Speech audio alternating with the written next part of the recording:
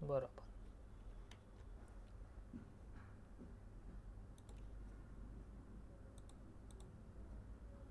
ચાલો, ગયા લેક્ચરની અંદર આપણે ભણ્યા તેનું રિવિઝન કેટલા કરીને આવ્યા છે? કેટલા લોકો રિવિઝન કરીને આવેલા છે?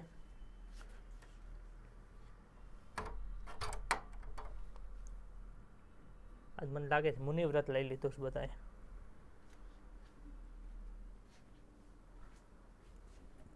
પ્રભાવી એટલે શું? તો કે સર જનીનમાંથી પ્રોટીન બને છે ટૂંકમાં.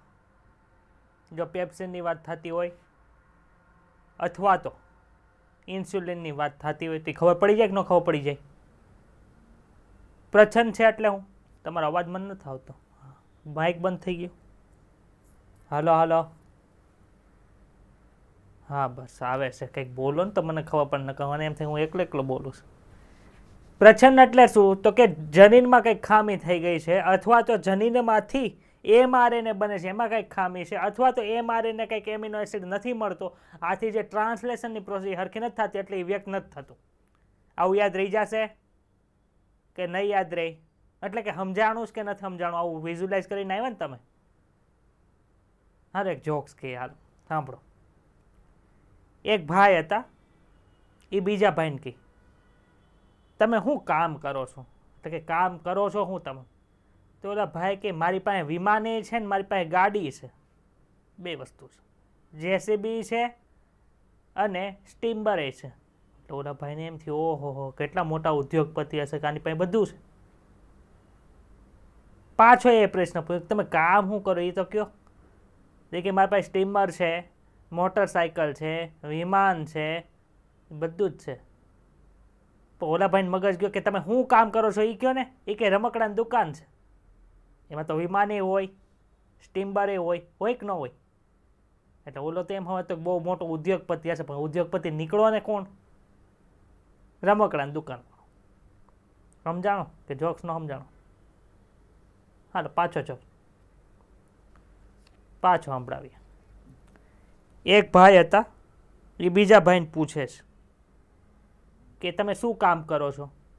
એ કે મારી પાસે વિમાને છે, સ્ટીમરે છે, મોટરસાયકલ છે, એ બધી વસ્તુ છે. પાછો એ પૂછ્યું કે તમે કામ શું કરો એ કહો ને. તમારી પાસે હું છે એ નથી પૂછ્યું. તે કે મારી પાસે આટલી બધી વસ્તુ છે. કામ શું કરો છો એ કહો ને. તમારી પાસે હું છે એ નથી પૂછતો. તે કે મારી પાસે રમકડાની દુકાન છે. તો કે હું રમકડાની દુકાન મારી છે એટલે એમાં તો હોય ને રમકડાના વિમાન હોય, રમકડાની બોટ હોય, રમકડાની આગગાડી હોય, રમકડાની મોટરસાયકલ હોય, બધું હોય. હજી એક જોક સાંભળી. એક ભાઈએ બીજા ભાઈને પૂછ્યું કે તમારી પાસે શું છે? શું કામ કરો છો તમે? તે કે મારી પાસે આગગાડી છે, મારી પાસે વિમાન છે, મારી પાસે સ્ટીમર છે, મારી પાસે મોટરસાયકલ. તમારી પાસે શું છે એ નથી માંગ્યું. હું પૂછ્યું છે કે તમે કામ શું કરો છો? તે કે મારી પાસે વિમાન છે, આગગાડી છે, મોટરસાયકલ છે, સ્ટીમર છે, આવું બધું છે. પણ તમે કામ શું કરો છો એ કહો ને. તમારી પાસે શું છે એ નથી પૂછતો. તે કે મારી પાસે રમકડાની દુકાન છે. હવે સાંભળો. પહેલી વખત જોક્સ કીધો તમને હસવું આવ્યું હતું? તો કે હા સર આવ્યું હતું. તમારે સર મગજ છટકી નથી ગયો ને કે આને એક ને એક જોક્સ કહો છો? નહીં, મારો મગજ નથી છટકું.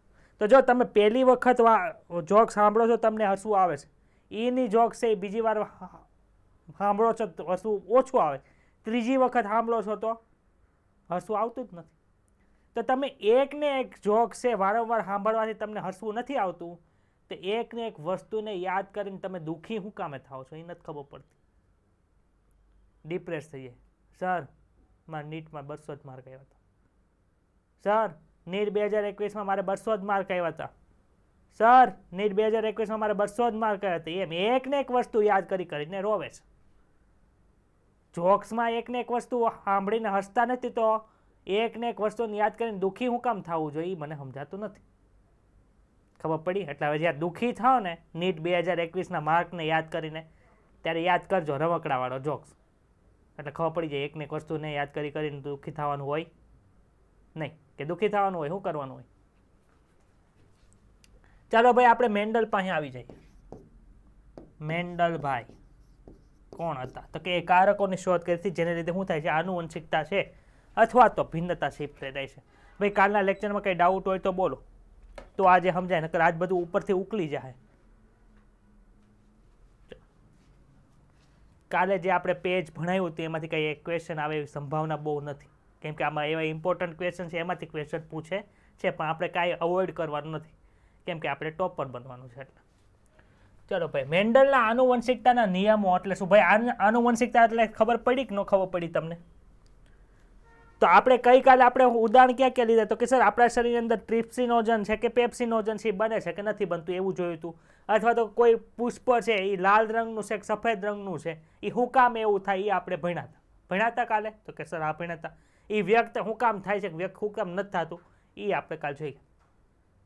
હવે મેન્ડલે શું કર્યું કે રસ્તા માટા મારતા હશે ને તો એ વટાણા જોયા. વટાણા આમ ઢગલો નહીં, વટાણાના વૃક્ષ જોયા. તે એમાં એને કેવું જોવા મળ્યું? અમુક વૃક્ષ છે ને નાના નાના હતા, અમુક વૃક્ષ છે એ મોટા મોટા હતા. એની પાસે એને હળ ન હોય કે આ વૃક્ષ છે નાનું શું કામ છે ને આ વૃક્ષ છે મોટું શું કામ છે. બીજી બાજુ બીજી વખત નીકળે ત્યારે એને એવું જોવા મળ્યું કે અમુક વનસ્પતિની અંદર જે પુષ્પ છે જાંબલી રંગના છે, જ્યારે અમુક વનસ્પતિની અંદર, અમુક વટાણાની વનસ્પતિની અંદર જે પુષ્પો છે એ સફેદ રંગના છે. એક વસ્તુ તમે બરોબર નોટિસ કરી હશે કે જ્યારે તમે વટાણા એક ઢગલો લ્યો ને ત્યારે વટાણાના જે ઉપરને જે હોય ને છાલ આખી, આ જો આ તમને બતાય છે, તો અમુકમાં આખી ફૂલેલી હોય, અમુકમાં આવી હોય. આવી જોઈ હશે તમે, જોઈ છે? અમુકમાં ડાયરેક્ટ આવી રીતે. આની અંદર એક લક્ષણ નથી આપેલું, પણ મેં પ્રેક્ટિકલ ઘરે બેઠા બેઠા વટાણા ખાવા જેવા કંઈ કામ હોય નહીં એટલે ઘરે કર્યું હતું. આની અંદરથી વટાણા ખાવ તો એ મોળા લાગે, આની અંદરથી વટાણા ખાવ તો એ ગળા લાગે. જોજો, આ વટાણાનો કલર છે એ લીલો હોય, એટલે કે વટાણાની જે ઉપરનું પડ છે, શીંગ છે, એનો રંગ કેવો હોય? લીલો હોય. આ વટાણાનો રંગ કેવો હોય? શીંગનો પીળો હોય. આવું નોટિસ કરજો. કિલો વટાણા લેવા જાઓ ને, 40 રૂપિયાના કિલો વટાણા અત્યારે માર્કેટમાં મળે છે, તો લેવા જાઓ ત્યારે આવું નોટિસ કરવાનું કે લેવા નહીં તો ત્યાં ઢગલો હોય ત્યાં જોવાય, ઓલો કાઢી ન મૂકે. એને એમ થાય કે આ વટાણા લેવા આવ્યો, પણ આપણે ભલે પ્રયોગ કરતા હોય એને દારીએ જઈને ખબર પડી. તો કયા કયા લક્ષણો મેન્ડલે નોટિસ કર્યા હતા? તો કે સર મેન્ડલે નોટિસ કરેલા 7 લક્ષણો હતા. કેટલા લક્ષણો નોટિસ કર્યા હતા ભાઈ? 7 લક્ષણો છે એ નોટિસ કર્યા હતા. કયા કયા લક્ષણો હતા? તો જો હાવ સાદી રીતે સમજાવું, કંઈ ગોખવા જવાની જરૂર નથી. એક તો વનસ્પતિ ઊંચી છે કે નીચી, યાદ રહી ગયું એક લક્ષણ. બીજું લક્ષણ કયું હતું ભાઈ? તો કે એની ઉપર પુષ્પ જોવા મળે છે, એનો કલર કેવો હતો. ઈ પુષ્પ છે ઈ વનસ્પતિની ટોચ ઉપર જોવા મળતું હતું કે સાઈડમાં કક્ષકલિકાની જગ્યાએ જોવા મળતું હતું. ત્રીજું લક્ષણ. ચોથું લક્ષણ, શીંગનો આકાર કેવો હતો? સંકુચિત હતો કે ફૂલેલો હતો? શીંગ છે એ કેવા કલરની હતી? લીલા કલરની હતી કે પીળા કલરની હતી? શીંગની અંદર જે દાણા જોવા મળે છે ઈ લીસા હતા એટલે કે ગોળ હતા કે ખરબચડા હતા? અને એની ઉપરનું જે છાલ છે એટલે કે શીંગની અંદર જે વટાણા છે એ વટાણાની જે છાલ છે એનો કલર લીલો હતો કે પીળો? કેટલા લક્ષણ થયા ભાઈ? જોવો તો ગણો તો. યાદ રહ્યું? વનસ્પતિ દેખાવી જોઈએ, વનસ્પતિની ઊંચાઈ, વનસ્પતિના પુષ્પનું સ્થાન, વનસ્પતિના પુષ્પનો કલર, વનસ્પતિની અંદર જે ફળ આવે છે એટલે કે શીંગ છે એનો કલર, એ ફૂલેલી છે કે સંકુચિત છે. એ હવે એક ભાઈ છે એને શીંગને ખોલીને ખાવા ગયો તો એને નોટિસ કર્યું કે એક લીલા કલરની છે ને એક પીળા કલરની છે, અને એક છે એ ગોળ છે ને એક ખરબચડો છે. યાદ રહી જશે કે ડાઉટ છે આમાં? એટલે મેન્ડલના જમાનાની અંદર બધાને તો જ્યારે શીંગના દાણા ખોલીને ખાતા હતા ત્યારે આ મેન્ડલ છે એ શું કરતો હતો? તો કે મેન્ડલ છે આવા પ્રયોગની પાછળનું રીઝન છે એ ગોતવાની અંદર નીકળાતા. હવે મેન્ડલ એની પાછળ નીકળાતા એટલે શું કર્યું? તો કે એ પ્રયોગ કરવાનું શરૂ કરી. એ આ માનો કે આ બીજ છે એને તમે વાવો તો શું થાય? કયો તો મને. ઉગે? આ બીજ છે એને વાવો તો શું થાય? ઉગે કે ન ઉગે? તો કે સર ઉગે જ ને, બીજ તો ઉગે જ. પછી ઉગી જાય તો એમાં પુષ્પ આવે. આમાં કેવું પુષ્પ આવે? કયો તો કેવા આકારનું પુષ્પ આવે? તો કે સર પતંગી આકારનું પુષ્પ આવે. આપણે ભણ્યા હતા ચેપ્ટર નંબર 5ની અંદર. એની અંદર શું હોય? તો કે સર સ્ત્રી કેસર એ આવી જાય, પુ કેસર આવી જાય. તો તમે આનું પુ કેસર લ્યો ને આની સ્ત્રી કેસર લ્યો તો આમાંથી પરાગરજને ઉપાડીને આમાં નાખો તો એની અંદર જે આ લક્ષણ માટેના જે જનીનો છે એ આવે કે ન આવે ફલિતાંડની અંદર? તો કે સર આવે ને ફલિતાંડની અંદર. અને એ ફલિતાંડની અંદરથી શું થાય તો કે સર પાછી બીજની રચના થાય, એને ઉગાડો તમને શું મળે તો કે નવી વનસ્પતિ મળે. તો આવા પ્રયોગો કોઈ કે મેન્ડલે કર્યા હતા. મેન્ડલે ખાલી આવો પ્રયોગ કરીને મૂકી નહોતું દીધું, એની અંદરથી એનું રિઝલ્ટ શું આવે છે એ પણ એમને છે એ લખતા ગયા હતા. આથી મેન્ડલને છે આ પ્રભુતાનો નિયમ છે, વિશ્લેષણનો નિયમ છે, એ બધા નિયમો મળ્યા. એના કારણો આપણે હમણાં ભણીએ છીએ. આમાં કોઈને કંઈ ડાઉટ હોય તો બોલો, હું બોલો એમાં. ચાલો, 19મી સદીના મધ્યમાં આનુવંશિકતાને સમજવા માટે પ્રગતિ થઈ હતી. કોએ કરી તો કે ગ્રેગર જ્હોન મેન્ડલ નામના વૈજ્ઞાનિકે વટાણા છોડ ઉપર કેટલા વર્ષ પ્રયોગ કર્યા? 1 વર્ષ નહીં, 2 વર્ષ નહીં, 3 વર્ષ નહીં, 5 વર્ષ નહીં, 7 વર્ષ પ્રયોગ કર્યા. એ ક્યાં 7 વર્ષ હતા? ખાસ યાદ રાખજો, 1856 થી 1863 સુધીનો સમયગાળો હતો. 1856 થી 1863 નો સમયગાળો હતો. ત્યાં સુધી સંકરણના પ્રયોગો કર્યા. આ પ્રેરિત પ્રજનન એટલે શું? કુદરતી રીતે નથી થતું. પ્રયોગો કરવા માટે નિશ્ચિત સંરચના અથવા તો નિશ્ચિત સાધનોનો ઉપયોગ કરીને જે પ્રજનન કરવામાં આવે એને શું કહેવાય? પ્રેરિત પ્રજનન કહેવામાં આવે છે. અને તેના આધારે સજીવોના આનુવંશિકતાના નિયમો રજૂ કર્યા. મેન્ડલના આનુવંશિકતાના સંશોધન દરમિયાન સૌ પ્રથમ આંકડાકીય પૃથ્થકરણ અને ગાણિતિક તર્કનો ઉપયોગ જીવવિજ્ઞાનની સમસ્યાના સમાધાન શોધવા માટે થયો હતો. જીવવિજ્ઞાન છે ને એને તો ગણિત સાથે બહુ લેવા દેવા નથી, કેમ કે જીવવિજ્ઞાન જ લે જેને ગણિત ન આવડતું હોય એવી પૂર્વ ધારણા પહેલાં હતી. એટલે કેવી ધારણા રાખતા પણ એ ખોટી વાત છે કે ગણિત નહોતું આવડતું એને બાયોલોજી રાખ્યું. કેમ કે બાયોલોજીની થિયરી છે ને એ ગણિતવાળાને ન આવડે. આવડે? બોર્ડ દીધી હોય ખબર પડે. તમે તો બોર્ડની પરીક્ષા આમને પાસ કરી એટલે તમને નહીં ખબર હોય. ચાલો, એટલે સૌ પ્રથમ વાર આંકડાકીય પૃથ્થકરણ. આંકડાકીય પૃથ્થકરણ એટલે શું ભાઈ? તો કે આ વનસ્પતિ છે એમાંથી આટલા બીજ મળ્યા, આટલા બીજ મળ્યા એટલે ગાણિતિક તર્કનો ઉપયોગ થયો. એની પાછળ એટલી વનસ્પતિ ઉગાડી, એમાંથી એટલા જે બીજ મળ્યા એ લીલા રંગના મળ્યા, એટલા બીજ છે એ પીળા રંગના મળ્યા, એટલી ફૂલેલી સિંગ મળી, એટલી સંકુચિત સિંગ મળી. એવા બધા પ્રયોગો કર્યા ને એમાં આ ગાણિતિક બધી તર્કનો ઉપયોગ કર્યો. તેમના પ્રયોગોના નમૂનાઓની વિશાળ સંખ્યાએ તેમના આંકડાઓને વિશ્વસનીયતા કરાવી. ભાઈ માનો કે ખાલી એક સિંગના આધારે એ પ્રયોગ કર્યો હોય તો એને ખબર ન પડે કે ભાઈ આ શું છે. એ એક ને એક વસ્તુ ઘણી વખત કરી, એના આધારે એને ચોક્કસ આંકડા મળતા હતા. પછી કહી શકે કે આ આવી રીતે હોય. માનો કે તમે ટેસ્ટ આપો છો અત્યારે, તો તમે એક ટેસ્ટની અંદર 650 લઈ આવો તો એના આધારે તમને ન કહી શકું કે તમે નીટની એક્ઝામની અંદર 650 લાવી શકો. પરંતુ દર રવિવાર જે તમે ટેસ્ટ આપો ને એમાં તમારી એવરેજ 650 પકડાઈ ગઈ તો હું કહી શકું કે તમારા નીટની અંદર કેટલા માર્ક આવશે? 650.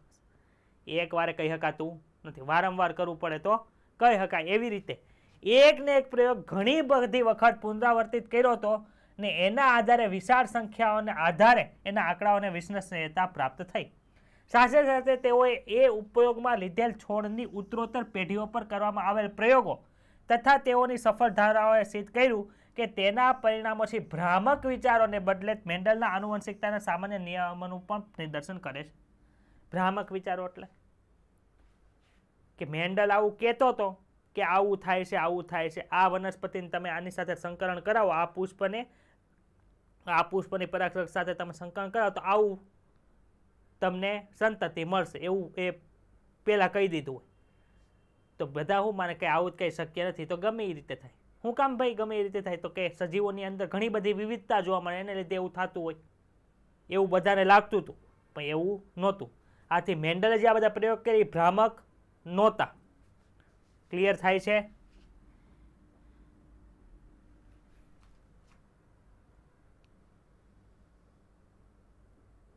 હવે જે જવાબ નહીં આપે ને એ માર ખાય. હિમાંશુ તાર માર નથી ખાવા ને? મેન્ડલે વટાણાના છોડના એ લક્ષણો પર સંશોધન કર્યા કે જે હંમેશા વિરોધાભાસી હતા. જો વિરોધાભાસી લક્ષણો કે બધી વનસ્પતિમાં સમાન જોવા મળે એવું નહીં, વિરોધાભાસી. અમુક છોડ ઊંચા, અમુક છોડ નીચા, અમુક છોડની અંદર પુષ્પો ઉપર હતા, અમુક છોડની અંદર પુષ્પો કક્ષની અંદર હતા, અમુક જાંબલી રંગના હતા, અમુક સફેદ રંગના હતા. તેવા વિરોધાભાસી લક્ષણો હતા. એવા જો ઊંચા નીચા છોડ, પીળા અથવા તો લીલા બીજ.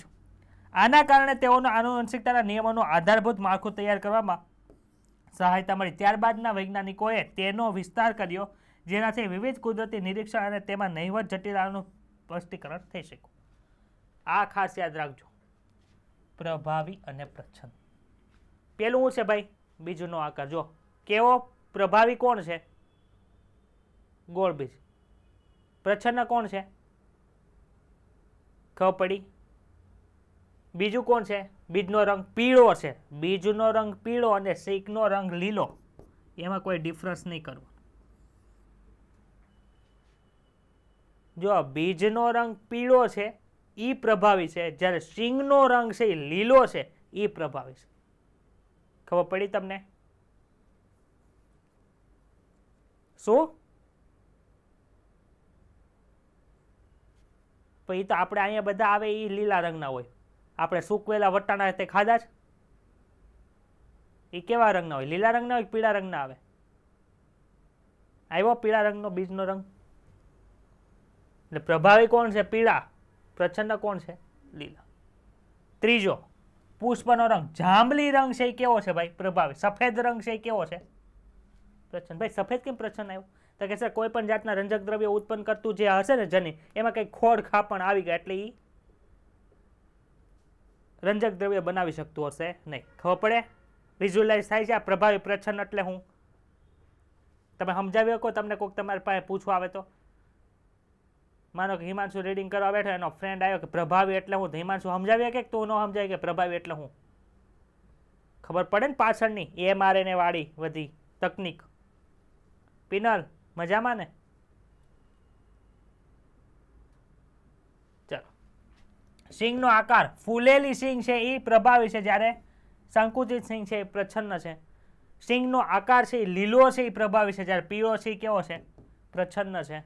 કેટલા લક્ષણ થયા ભાઈ? જો 1 2 3 4 5. હજી કેટલા લક્ષણ બાકી છે સર? 2 લક્ષણ બાકી છે. ક્યાં ક્યાં? છઠ્ઠું, સાતમું.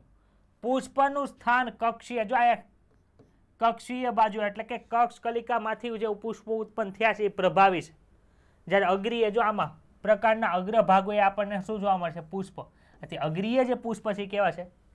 પ્રચ્છન્ન છે. પ્રકારની લંબાઈ પ્રભાવી કોણ છે ભાઈ? ઊંચા. નીચા કોણ છે? ખબર પડી? ડાઉટ છે? ચાલો. મેન્ડલે આવા અનેક શુદ્ધ સંવર્ધિત વર્ષક્રમ વટાણાની જાતને લઈને કૃત્રિમ પરાગનયન કે પરપરાગનયનના પ્રયોગ કર્યા. ભાઈ શુદ્ધ સંવર્ધિત એટલે શું?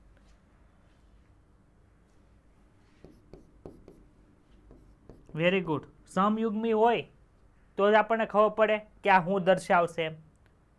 તો આ સમયુગ્મી જે જીનોટાઈપ એટલે કે જનીન પ્રકાર ધરાવે છે એને શુદ્ધ સંવર્ધિત કહેવાય.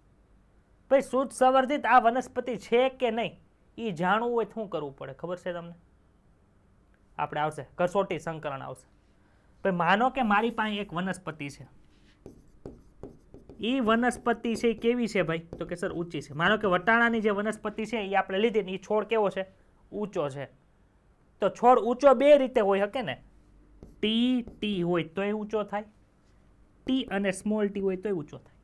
હવે તમે કોઈને કહી શકો કે ભાઈ આ વનસ્પતિ ઊંચી બતાય છે એનું કારણ કેપિટલ ટી સ્મોલ ટી હશે એવું કહી શકો? અથવા તો કેપિટલ ટી હશે? ખબર પડે તમને? સર એમ તો મને કેમ ખબર પડે કે આ કેપિટલ ટી છે? કે એમ મને કેમ ખબર પડે કે આ કેપિટલ ટી સ્મોલ ટી છે? તમને ખબર કેમ પડે? તો આનું સંકરણ કોની હારે કરવામાં આવે? ભાઈ સંકરણ એટલે હું? પ્રજનન. સંકરણ કોની હારે કરવાનું? તો કે સર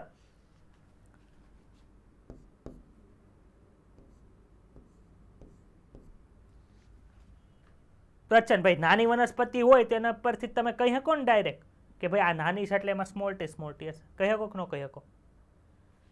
તો જે વનસ્પતિ ઊંચી બતાય છે એનું સંકરણ છે એ પ્રચ્છન્ન વનસ્પતિ, એ લક્ષણ માટે પ્રચ્છન્ન હોય એવી વનસ્પતિ સાથે કરાવો તો તમને શું મળે? તો કે જો પ્રભાવી હશે, માનો કે આ છે આ, તો શું બનશે ભાઈ? એમાંથી જન્યુ કેવા બને? જો એક જ બનશે. જન્યુ કેવી રીતે બનાવી પાછળ સમજાવું છું, અત્યારે ખાલી સમજો કે કઈ રીતે શુદ્ધ સંવર્ધિત છે કે નહીં ખબર પડે. આમાંથી જન્યુ કેવા બને ભાઈ? જોવો તો કેપિટલ ટી વાળું જ ખાલી બને. એટલે કે જેટલા જન્યુ બનશે એમાં તો કેપિટલ ટી જ હશે, કેમ કે માતા પાસે ઈ છે પિતા પાસે ઈ છે. આમાં કેવું બનશે? જો એક કેપિટલ ટી વાળું બને, એક સ્મોલ ટી વાળું બને. બને કે ન બને? તો કેપિટલ ટી વાળાને, એટલે કે માનો કે બંને કેપિટલ ટી છે, એનું તમે પ્રચ્છન્ન જનીન સાથે કરો તો એનું તમને જીનોટાઈપ કેવા મળે? તો કે સર કેપિટલ ટી ને સ્મોલ ટી મળે. એટલે જો આપેલી વનસ્પતિ શુદ્ધ સંવર્ધિત હશે, તેનું તમે નાના છોડાને પ્રજનન કરાવશો ને તો એ તમને બધી વનસ્પતિ જે સંતતિમાં મળે એ કેવી મળે છે? ઊંચી જ મળે છે. એનો મતલબ શું થયો કે આપેલ વનસ્પતિ કેવી છે? શુદ્ધ સંવર્ધિત ઊંચી છે. હવે માનો કે આની સાથે પ્રજનન કરે, તમે જે વનસ્પતિ લીધી છે એ ઊંચી તો છે, પણ એનો જીનોટાઈપ કદાચ જો આ છે T, capital T small T, તો શું થાય? જો આમાંથી જન્યુ કયો બને? સ્મોલ ટી બને કે ન બને? ભાઈ આ હું તમને સમજાવીશ, હાવ ઇઝી થઈ જાય, પણ ખાલી તમે અત્યારે કસોટી સંકલનનો કન્સેપ્ટ સમજો. આ જન્યુ આની સાથે ફલન કરે શું થાય? કેપિટલ ટી સ્મોલ ટી થાય. આ જન્યુ આની સાથે કરે તો સ્મોલ ટી થાય. તો એક વનસ્પતિ કેવી મળી ભાઈ તમને? નીચી. એક કેવી મળી? ઊંચી. એનો અર્થ શું થયો કે આપણે વનસ્પતિ તમને ઊંચી બતાવે છે, શુદ્ધ સંવર્ધિત નથી, એટલે કે સમયુગ્મી નથી, વિષમયુગ્મી છે. ખબર પડી જાય આવી રીતે? આ ડીપમાં છે, કસોટી સંકલનનો ટોપિક છે, હું ત્યારે સમજાય, પણ આ તમે શુદ્ધ સંવર્ધિત એક કન્સેપ્ટ છે એટલે ખબર પડી કે આપેલ વનસ્પતિ ઊંચી છે કે નીચી? અરે સોરી, ઊંચી છે એ કેપિટલ ટીને લીધે છે, કેપિટલ ટી સ્મોલ ટીને લીધે છે, એ તમને ખબર પડી છે. કેવી રીતે? કસોટી સંકલન દ્વારા. ખબર પડી તમને? આનું અત્યારે કાંઈ કામ નથી, જ્યારે આવશે ત્યારે સમજાવીશ. ચાલો, શુદ્ધ સંવર્ધન વર્ષક્રમ એટલે કે જે ઘણી બધી પેઢીઓ સુધી સતત સ્વપરાગનયનના ફળ રૂપે સ્થાયી લક્ષણોને પ્રદર્શિત કરે. Capital T small T, capital T small T. આ એક વનસ્પતિ છે મેલ, આ છે ફિમેલ. હું લ્યો તો આના જન્યુ બને કેવા હોય? આના જન્યુ કેવા હોય ભાઈ? થાય. હવે મારે ફલન કરાવો તો ફલનની શક્યતા કેટલી રહી? તો કે સર આ ફલન થાય, બને કે ન બને? આ ફલન થાય, બને કે ન બને? આ ફલન થાય, બને કે ન બને? આ ફલન થાય, બને કે ન બને? હવે તમે પરપરાગનયન નથી કરાવવાનું, એટલે બીજી વનસ્પતિ સાથે નથી લેવાનું. કોની વનસ્પતિ સાથે? ઈની વનસ્પતિ સાથે લેવાનું. તો માનો કે તમે આ વનસ્પતિને ઉપાડી, કેવી વનસ્પતિ છે ભાઈ? આ ઊંચી કે નીચી? એને તમે પાછું સ્વપરાગનયન કરાવો, કેપિટલ ટી એને સ્મોલ ટી સાથે સ્વપરાગનયન કરો તો શું થાય? તો કે કેપિટલ ટી છે ને તમને સતત મળતો રહે. એવી વનસ્પતિ હશે એ સતત ઊંચી ને ઊંચી જ રહેતી હોય, એ નીચી ન થાય. તો સતત ને સતત તમે સ્વપરાગનયન કરો, એને લીધે શું થાય કે જે વનસ્પતિ આપણી પાસે છે એની જે જનીન પ્રકાર છે આપણને મળતા રહે. હવે જો આમાં માતા પિતા કોઈ નીચા નહોતા, છે આમાં નીચા કોઈ? આ નીચું છે, આ નીચું છે, તો એનું પરપરાગનયન તમે જો નીચું વસ્તુ મળી કે ન મળી? હવે આ નીચી વસ્તુ છે, નીચી વનસ્પતિ થાય તો આપણને કઈ ફરક નહીં પડે, પરંતુ આ પેપ્સીનનું ઉદાહરણ હશે તો પેપ્સીનનું, તો આ પેપ્સીન હચોડું બનાવશે જ નહીં, તો તમારા પ્રોટીનનું પાચન જ નહીં થાય, તો આપણા માટે ઘાતક થઈ ગયું ને. એવું પ્રાણીની અંદર થાય કે સતત સ્વપરાગનયન એટલે કે સતત જ્યારે 9મું ચેપ્ટર આવશે ને ત્યારે આ વસ્તુ આવશે, અંતઃ સંવર્ધન દબાણ આવશે, કે તમે ત્યાં ભણ્યા કે સતત સ્વફલન કરવામાં આવે તો અંતર સંવર્ધન દબાણ વધે છે, જેને લીધે પ્રચ્છન્ન જનીનો છે એ વ્યક્ત થાય. માનો કે આ માતાની અંદર કેપિટલ પી સ્મોલ પી હોય, અહીં કેપિટલ પી સ્મોલ પી હોય, તો બંનેની અંદર તો પેપ્સિન બને છે, પ્રોટીનનું પાચન થાય છે. પરંતુ આવું આવી ગયું હોય તો પ્રચ્છન્ન જનીન વ્યક્ત થઈ ગયું. અહીંયા જો પ્રચ્છન્ન જનીન એટલે હું? તો કે સર પેપ્સિનોજન બનાવવા નહીં દે, તો અહીંયા તો પેપ્સિનોજન બનશે જ નહીં, તો પ્રોટીનનું પાચન ન થાય. ખબર પડે છે તમને? 14 શુદ્ધ સંવર્ધિત વટાણાની જાતને પસંદ કરી. ભાઈ 14 હું કામ લીધી અહીંયા? હાથ કેમ ન લીખી? જો આ બીજનો આકાર કેવો છે? ગોળ. તો તમે રાઉન્ડ લઈ શકો કે ન લઈ શકો? તો આ ગોળ કેવો હશે ખબર છે? કેપિટલ આર જ લીધો હશે. આ તો કેવો હોય? સ્મોલ આર જ હોય. ખબર પડી જાય કે ન ખબર પડી જાય? કેટલી વનસ્પતિ બીજના આકાર માટે કેટલી વનસ્પતિ લીધી તમે?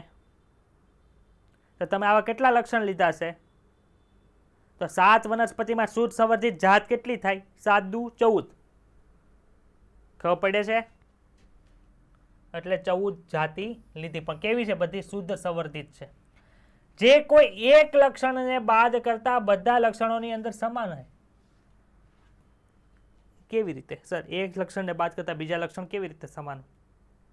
માનો કે તમે આ ઊંચો છોડ લીધો અને આ નીચો છોડ લીધો, તો તમે એક લક્ષણ છે એ કેવું જ મળ્યું? વિરોધી મળ્યું. બીજા 6 લક્ષણ છે ને એ બંનેની અંદર સમાન હશે. જો આની અંદર સફેદ પુષ્પ હશે તો આની અંદર સફેદ પુષ્પ લીધું હશે. આની અંદર ફૂલેલી સિંગ હશે તો આની અંદર ફૂલેલી સિંગ હશે. આની અંદર બીજ છે એ ગોળ હશે તો આની અંદર એ બીજ ગોળ હશે. એટલે કે એક લક્ષણને બાદ કરતા બીજા 6 લક્ષણ છે એ કેવા છે? તો કે સર સમાન છે, એમાં વિરોધાભાસ જોવા મળતો નથી. પછી માનો કે પુષ્પનું સ્થાન વિરોધાભાસ છે, કે એકમાં ઉપરનું છે કક્ષીય છે, એકમાં અગ્રીય છે. તો એવી વનસ્પતિમાં બીજા 6 લક્ષણ છે એ કેવા છે? સમાન છે, એમાં વિરોધાભાસ નથી. એટલે કે જ્યારે જેનો પ્રયોગ કર્યો એ લક્ષણને બાદ કરતા બીજા બધા લક્ષણ છે એ કેવા છે? સમાન છે. ક્યાં છે એ નથી લખ્યું, પણ સમાન છે. સફેદ તો સફેદ પુષ્પ, જાંબલી તો જાંબલી પુષ્પ. એક જાંબલી એક સફેદ હાલે નહીં. જો તમે પુષ્પનું સ્થાનની વાત કરતા હોય, અથવા તો પ્રકારની લંબાઈની વાત કરતા હોય, અથવા તો સંકુચિત સિંગ કે ફૂલેલી સિંગની વાત કરતા હોય, તો ખબર પડે છે કન્સેપ્ટ આ. તેમાંથી પસંદ કરેલા કેટલાક વિરોધાભાસી લક્ષણો, જેવા કે ગોળ અથવા તો ખરબચડા બીજ, પીળા અથવા તો લીલા બીજ, ફૂલેલી અથવા તો સંકુચિત સિંગ, લીલી અથવા તો પીળી સિંગ, ઊંચા અથવા તો નીચા છોડ, એ બધા પસંદગી કરેલા છોડ હતા. જે તમે અહીંયા ઓલામાં જોયું તો એ જ વસ્તુ અહીંયા લખેલી છે. જો પ્રકારની ઊંચાઈ છે, પ્રભાવી કોણ હતું? ઊંચા. પ્રચ્છન્ન કોણ હતું? તો કે નીચા. તો આ પ્રભાવી છે, આ પ્રચ્છન્ન છે. યાદ રહી જશે? એ યાદ નહીં રહી. આ બીજા બધા લક્ષણો છે આપણે જોઈ ગયા છે. ચલો આ પ્રયોગ કેવી રીતે થાય છે? ચલો આ વટાણાનું પુષ્પ પતંગિયા જેવું બતાવીશ. ભાઈ આ પતંગિયાની આંખ છે, આ પગ છે, આ પાંખો છે, એવું કંઈ નથી. આ પતંગિયાકાર પુષ્પ છે. એમાં તમને દલપત્ર શું છે, પરાગાસન શું છે, પરાગાશય શું છે, પુકેસર શું છે, સ્ત્રીકેસર શું છે, એ તમે ચેપ્ટર નંબર 5 ની અંદર ધોરણ 11માં ભણી ગયા છો. તે આપણે દૂર. ભાઈ આ તો દ્વિલિંગી પુષ્પ છે. જો તો છે કે નહીં? વટાણાનું પુષ્પ કેવું હોય? દ્વિલિંગી હોય, એવું આપણે ભણી ગયા છે. તો સર અહીંયા શું કરવું પડે? તો કે જેટલા પુષ્પ હશે એ બધાની અંદર પરાગાશય એટલે કે પુકેસર હશે અને સ્ત્રી કેસર હશે. તો આપણે પ્રજનન કરાવવું હોય તો એકનું શું કરવું પડે? પુકેસર ઉડાડી દેવું પડે, એકનું સ્ત્રી કેસર ઉડાડી દેવું પડે. તો જો આ પિતૃ કેવું છે? આ પિતૃ છે. તો આમાંથી આને તમારે પુષ્પ કેવું બનાવવું? માદા પુષ્પ બનાવવું છે. તો તમારે એમાંથી શું દૂર કરી દેવું પડે? કયો તો પુકેસર દૂર કરી દેવા પડે. અને આમાંથી શું દૂર કરી દેવું પડે? તો કે આમાં દૂર ન કદાચ કાંઈ નહીં, પણ આને જે પરાગરજ આમાંથી લેવાનું છે, પરાગરજને આમાં કંઈ નુકસાન થશે નહીં. પણ તો આમાં પરાગરજ રહેવી જોવે નહીં, નકર સ્વફલન થઈ. એટલે આ માદા પુષ્પ થઈ ગયું, આ નર પુષ્પ થઈ ગયું. હવે શું કરવાનું? જ્યારે ફલન કરાવે ત્યારે પરાગરજને ઉડાડીને ક્યાં લઈ જવાની? અહીંયા લઈ જવાની. પરાગરજને ત્યાંથી ઉડાડીને ત્યાં લઈ જાઓ એટલે શું થાય? તો કે સર એમ તો પરાગનયન કહેવાય. પરાગનયન થઈ જાય પછી શું થાય? તો કે સર પરાગનયન થઈ જાય પછી આખી ભ્રૂણ વિકાસની ક્રિયા થાય છે. એ આપણે ચેપ્ટર નંબર 2માં ભણવાની હતી, પરંતુ હિમાંશુની ડિમાન્ડ ઉપર આપણે 5મું ચેપ્ટર પહેલાં લીધું છે, એટલે એ પછી ભણશું.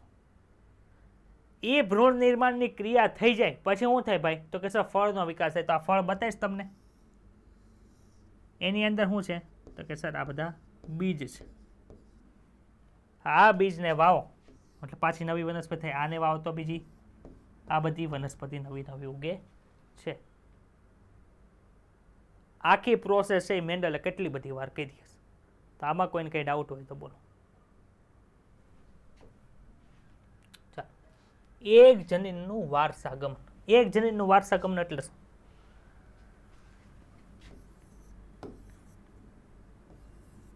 આપણી પાસે આ ડીએનએ હોય, આ ડીએનએ માંથી બની ગયેલા રંગસૂત્ર હોય કે ન હોય?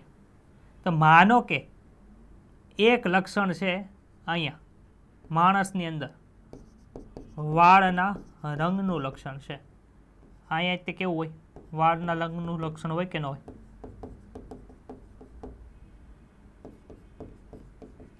તમારા પિતાના વાળ છે બ્લેક, માતાના વાળ છે બ્રાઉન.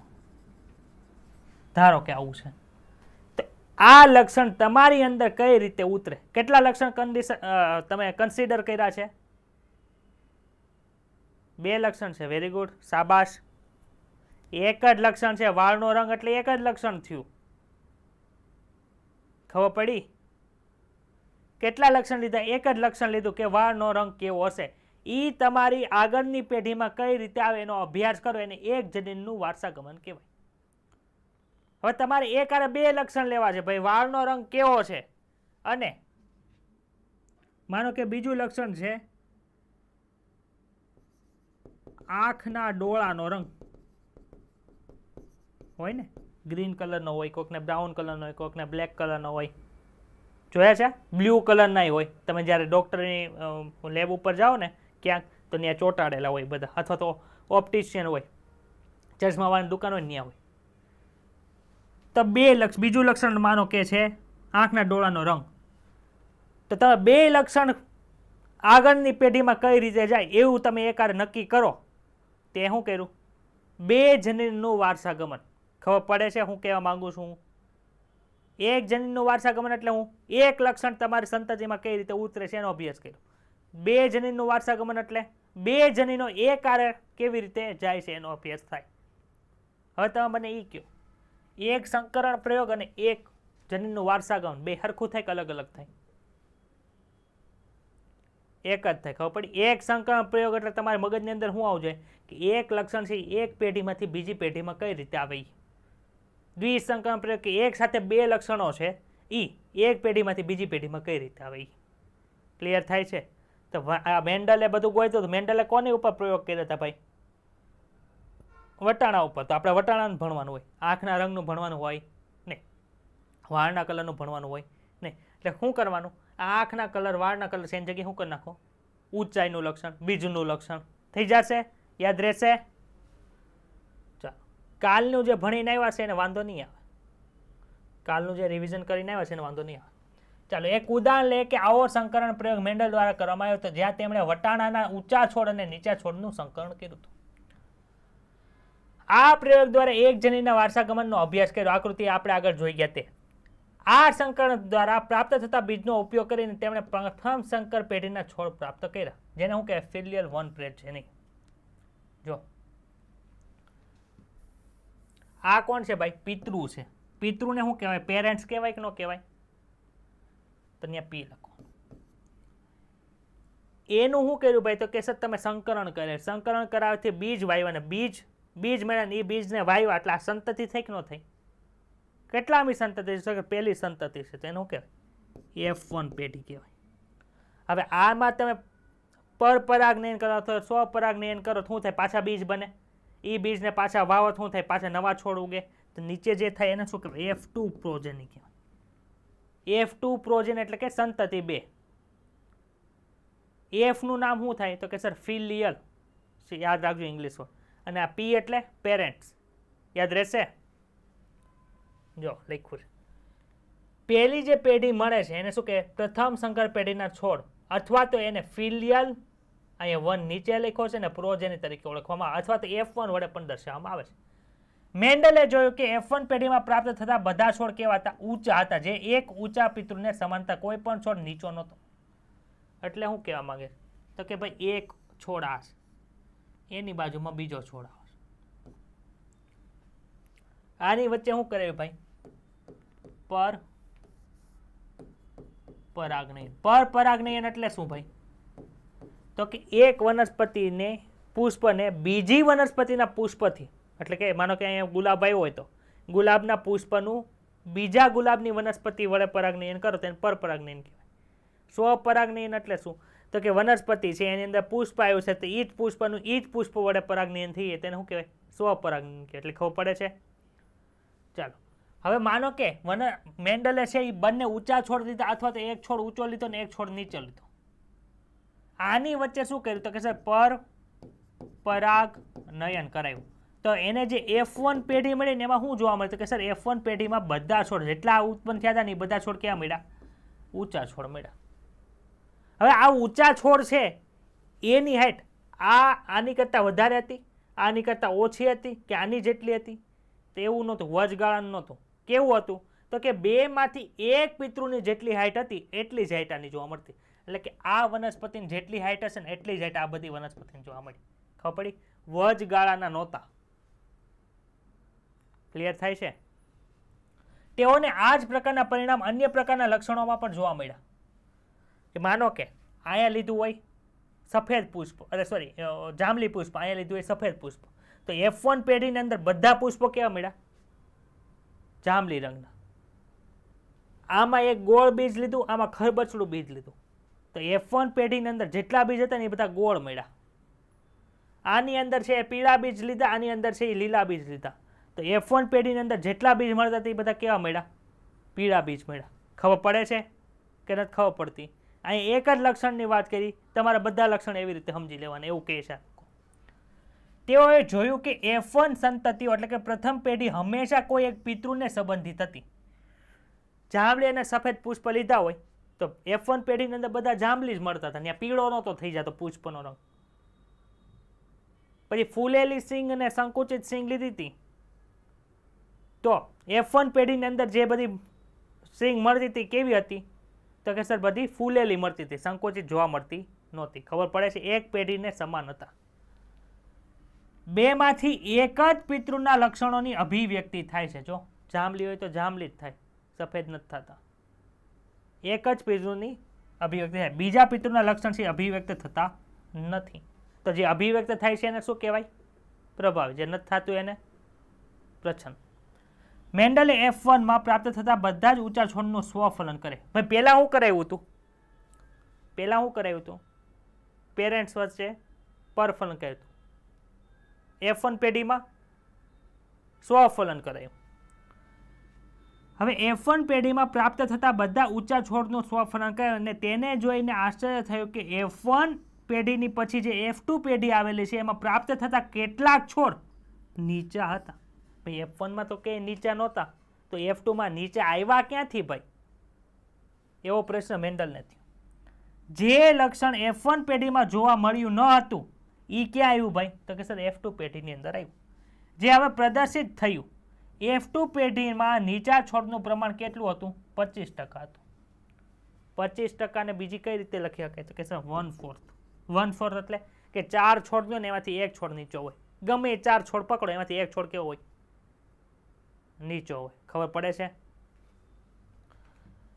જ્યારે F2 પેઢીની અંદર 3/4 અથવા તો 75% છોડ છે કેવા હતા? ઊંચા છોડ હતા. ઊંચા અને નીચા છોડના લક્ષણો તેના પિતૃ છોડને સમાન જ હતા. એટલે કે F2 પેઢીની અંદર આપણને જે ઊંચા છોડ જોવા મળ્યા હતા એ પેરેન્ટ્સની અંદર જે ઊંચો છોડ હતો એની ઊંચાઈ જેટલા જ હતા. જ્યારે નીચો છોડ જોવા મળ્યો તો F2 પેઢીની અંદર એ પેરેન્ટની અંદર જે નીચો છોડ હતો ને એની જેવડા જ હતા. ખબર પડી? તેમાં કોઈ પણ પ્રકારનું સમિશ્રણ નહોતું. સમિશ્રણ એટલે કે માનો કે નીચા છોડ છે એની ઊંચાઈ થોડીક વધી ગઈ ને પેરેન્ટ્સનો નીચો છોડ હતો એની કરતાં થોડાક ઊંચા જોવા મળ્યા એવું નહોતું. અથવા પેરેન્ટ્સના જે ઊંચો છોડ હતો એની કરતાં જે F2 પેઢીની અંદર જે ઊંચા છોડ હતા એની ઊંચાઈ વધી ગઈ એવું પણ નહોતું. ખબર પડે છે? બે ઊંચાઈની વચ્ચેની ઊંચાઈનો એક પણ છોડ નહોતો. અર્થાત બધા ઊંચા હતા અથવા તો નીચા હતા. કોઈ પણ છોડ છે એ આ બે ઊંચાઈની વચ્ચેની ઊંચાઈનો ન હતો. અન્ય લક્ષણનો અભ્યાસ કર્યો તેમાં પણ એને આવા જ પરિણામો પ્રાપ્ત થયા. એટલે કે F1 પેઢીમાં માત્ર એક જ પિતૃના લક્ષણો પ્રદર્શિત થયા, જ્યારે F2 પેઢીની અંદર બંને લક્ષણો 3:1 પ્રમાણમાં અભિવ્યક્ત થયા. 3:1 એટલે 3 ઊંચા 1 નીચો, 3 પીળા બીજવાળો 1 લીલા બીજવાળો, 3 છે એ ફૂલેલી સિંગવાળો, 1 છે એ સંકુચિત સિંગવાળો, 3 છે એ કક્ષીય પુષ્પવાળો, 1 છે અગ્રીય પુષ્પવાળો, 3 છે એ જાંબલી પુષ્પવાળો, 1 છે એ સફેદ પુષ્પવાળો. ખબર પડે છે? 7 લક્ષણની અંદર આવું જોવા મળ્યું. બંને F1 અથવા તો F2 સ્તર પર કોઈ પણ પ્રકારમાં સમિશ્રણ જોવા મળ્યું નહીં. કે જાંબલી છે ને સફેદ છે, જાંબલી પુષ્પવાળો છોડ અને સફેદ પુષ્પવાળા છોડનું જો તમે મિશ્રણ કરાયું તો નીચેની બાજુએ આછો જાંબલી કલર ધરાવતા એકેય પુષ્પનું નિર્માણ થયું નહોતું. જાંબલી હતો તો એ પિતા જેવો જાંબલી દેખાતો હતો અને સફેદ ઉત્પન્ન થયો તો એ પિતૃ જેવો સફેદ રંગ હતો. ક્લિયર? ચાલો જો અહીંયા જો લખ્યું, અહીંયા પરફલન લખી નાખો ભાઈ.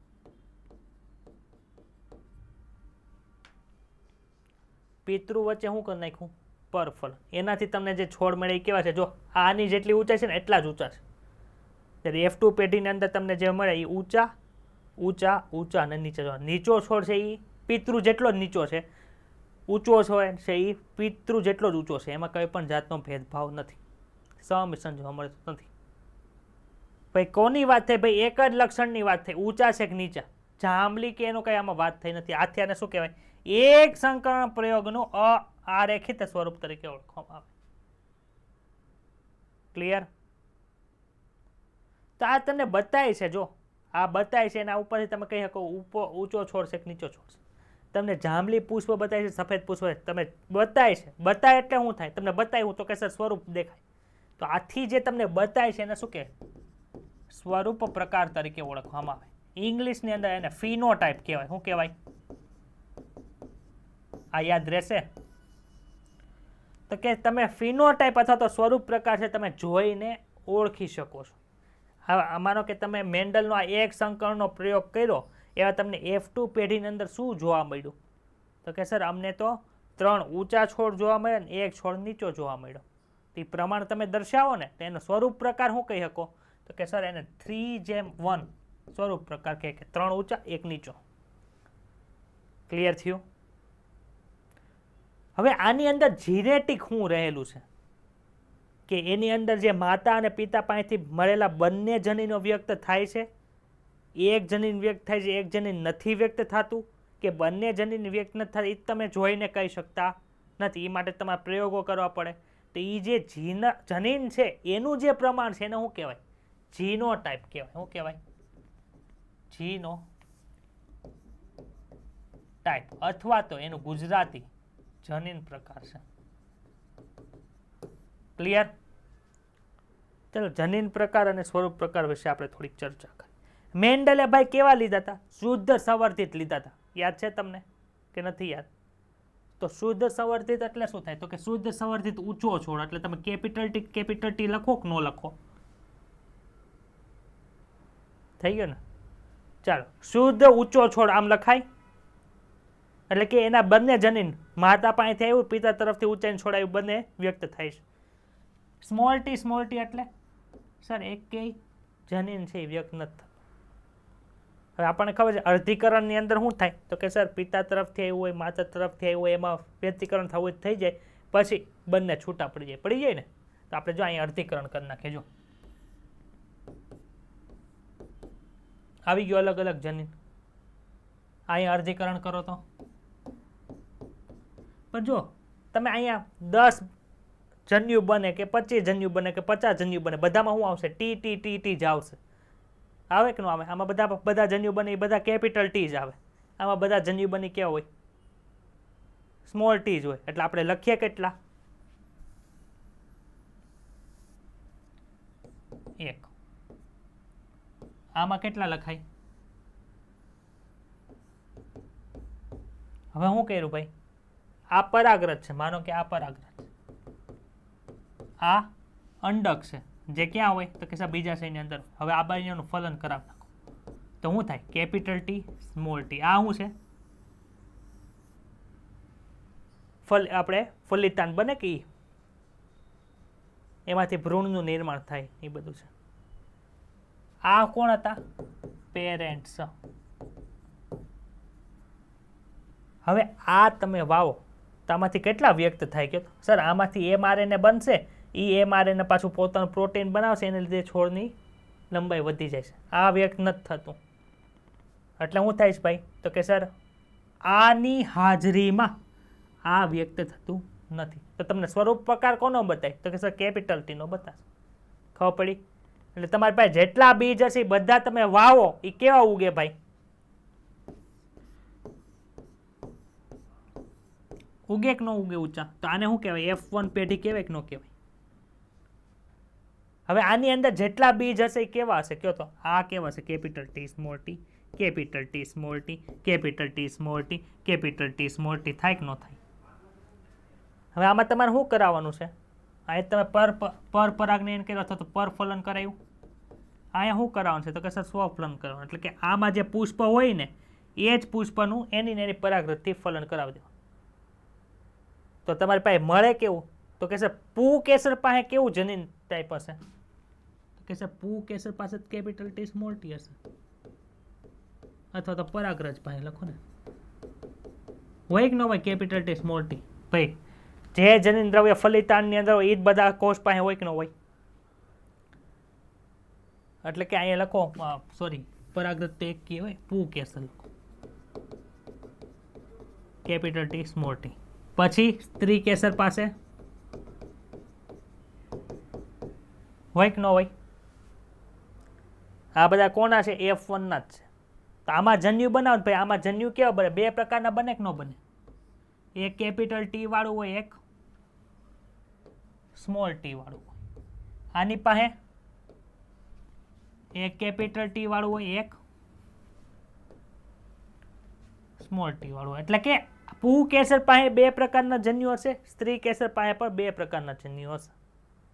તો ફલન તો ગમે એનું ગમે યાર થઈ શકે કે ન થઈ શકે? તો જો ફલન કેવી રીતે કરવાની ખાસ અહીંથી શીખી જાજો. પહેલા આની વાત લેવાની, કેપિટલ ટી જે અહીં પહેલા હોય ને એને બે હારે ફલન કરવાનું. ભાઈ પહેલું ફલન કેવું થાય જો તો, આ કેપિટલ ટી લીધો, આ અહીંથી કેપિટલ ટી લીધો, બતાડું તમને. બીજું કોનું લેવાનું? તો કે સર આ કેપિટલ ટી અને આનું હારે ફલન કરવાનું. તો કયું ફલન થાય?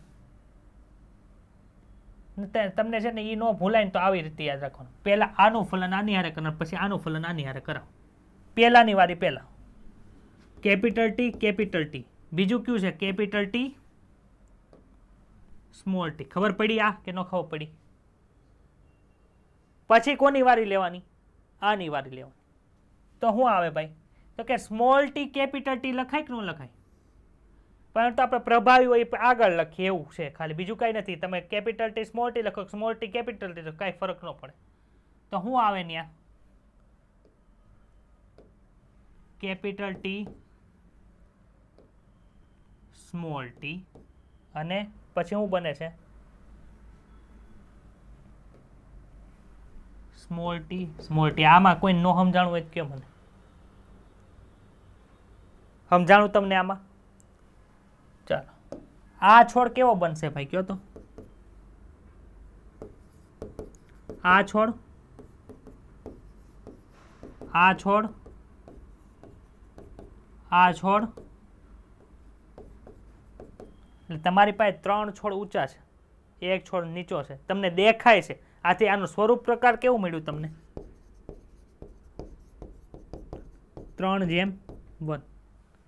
હવે જનીન પ્રકાર જોવો તો કેટલા પ્રકારના જનીન પ્રકાર છે? જો એક કેપિટલ ટી વાળું છે, બે કેપિટલ ટી સ્મોલ ટી વાળા છે, અને એક સ્મોલ ટી વાળું. તો જનીન પ્રકાર શું થાય ભાઈ? 1:2:1. ભાઈ આ એક શું છે? તો કે સર કેપિટલ ટી. બે શું છે? Capital T small. એક શું છે? Small T. આ તમને જોઈએ ખબર પડે ને, કેમ કે ઊંચો છે તો કેપિટલ ટી હોય શકે અને કેપિટલ ટી સ્મોલ ટી હોય શકે. ખબર પડી? આવું સમજાઈ ગયું? વિઝ્યુલાઇઝ થઈ ગયું? તો કાંઈ નથી, 2 પેજ ભરીને આની માહિતી આપી છે. ચલો, આ અવલોકનના આધારે મેન્ડલે સૂચિત કર્યું કે કોઈ પણ બાબત સ્થાયી સ્વરૂપમાં પિતૃમાંથી સંતતિમાં જન્યુઓના માધ્યમ દ્વારા જાય. જન્યુઓ એટલે આપણે અહીંયા જોયું હતું પરાગરજ, અંડક, એ બન્યા તો જ તે માહિતી હેઠ આવી કે ન આવી? આપણી અંદર શુક્રકોષ, અંડકોષ, એ બન્યા, જન્યુ બન્યા, એનું ફલન થયું તો જ માહિતી એના બાળકની અંદર આવે છે ને. એવી રીતે જન્યુઓ દ્વારા છે. તેમણે આ બાબતને શું કીધું? ડીએનએ નું. તો કેમ કે ત્યારે ડીએનએ આરએનએ શું છે એ કંઈ ખબર નહોતી. એ શું કીધું હતું કે જન્યુઓમાં કાંઈક વસ્તુનું વહન થાય છે જેને લીધે આનુવંશિકતા આવે છે. એ વસ્તુ કઈ છે? તો કે કારક. કારક તરીકે ઓળખાય. આજે તેને આપણે જનીન તરીકે ઓળખીએ છીએ. જનીનો આનુવંશિકતાનો એકમ છે, ખાસ યાદ રાખજો. જીન છે, જીન એ શું છે ભાઈ? તમારે અંદર વાળનો કલર આવ્યો એનું રીઝન શું છે?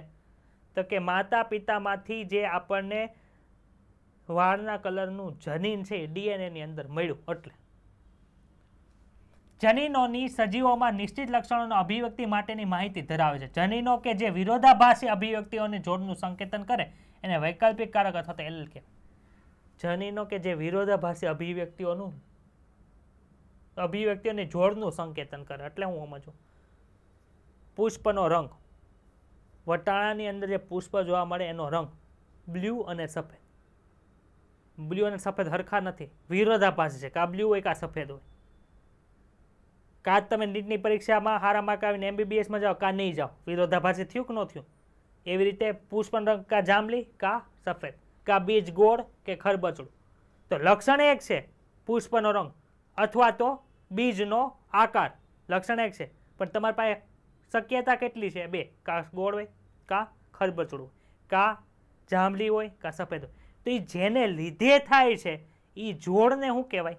વૈકલ્પિક કારક, LL કહેવાય.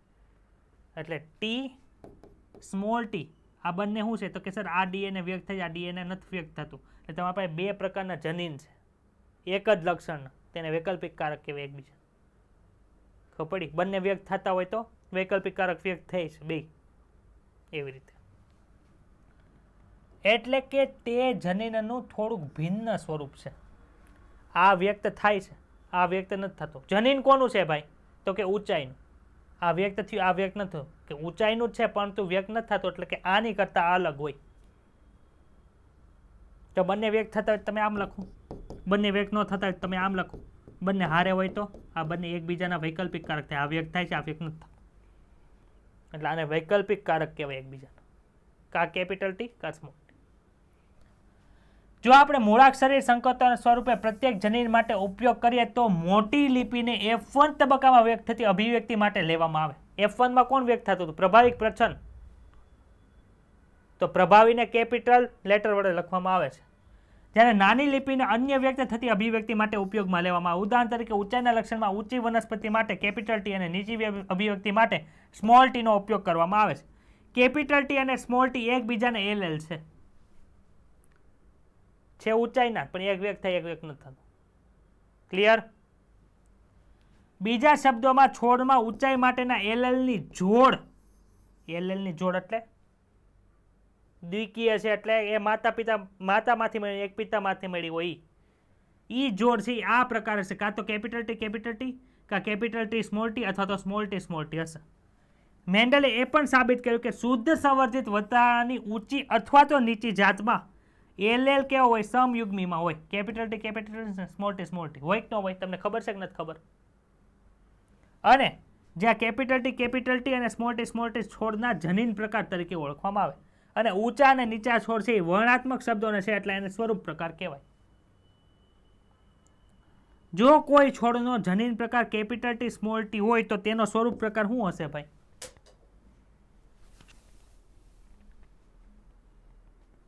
ખબર પડી ગઈ? હા, હેલો પ્રશ્ન NCERT વાળાએ તમને પૂછ્યો છે. ડાઉટ છે આમાં? આમાંથી કાંઈ યાદ રાખવા જેવું નથી. એક સંકલનનો પ્રયોગ એટલે તમારે શું યાદ રાખવાનું? એક જનીનની વાત થાય. એક જનીન પેરેન્ટ્સમાંથી એની સંતતિમાં કઈ રીતે આવી, એક જ લક્ષણની વાત હોય. જો બંને વ્યક્ત થતો બંને કેપિટલ, બંને વ્યક્ત ન થતું બંને સ્મોલ, એક વ્યક્ત થતું એક ન વ્યક્ત થતું કેપિટલ સ્મોલ આવે. યાદ રહી જાય.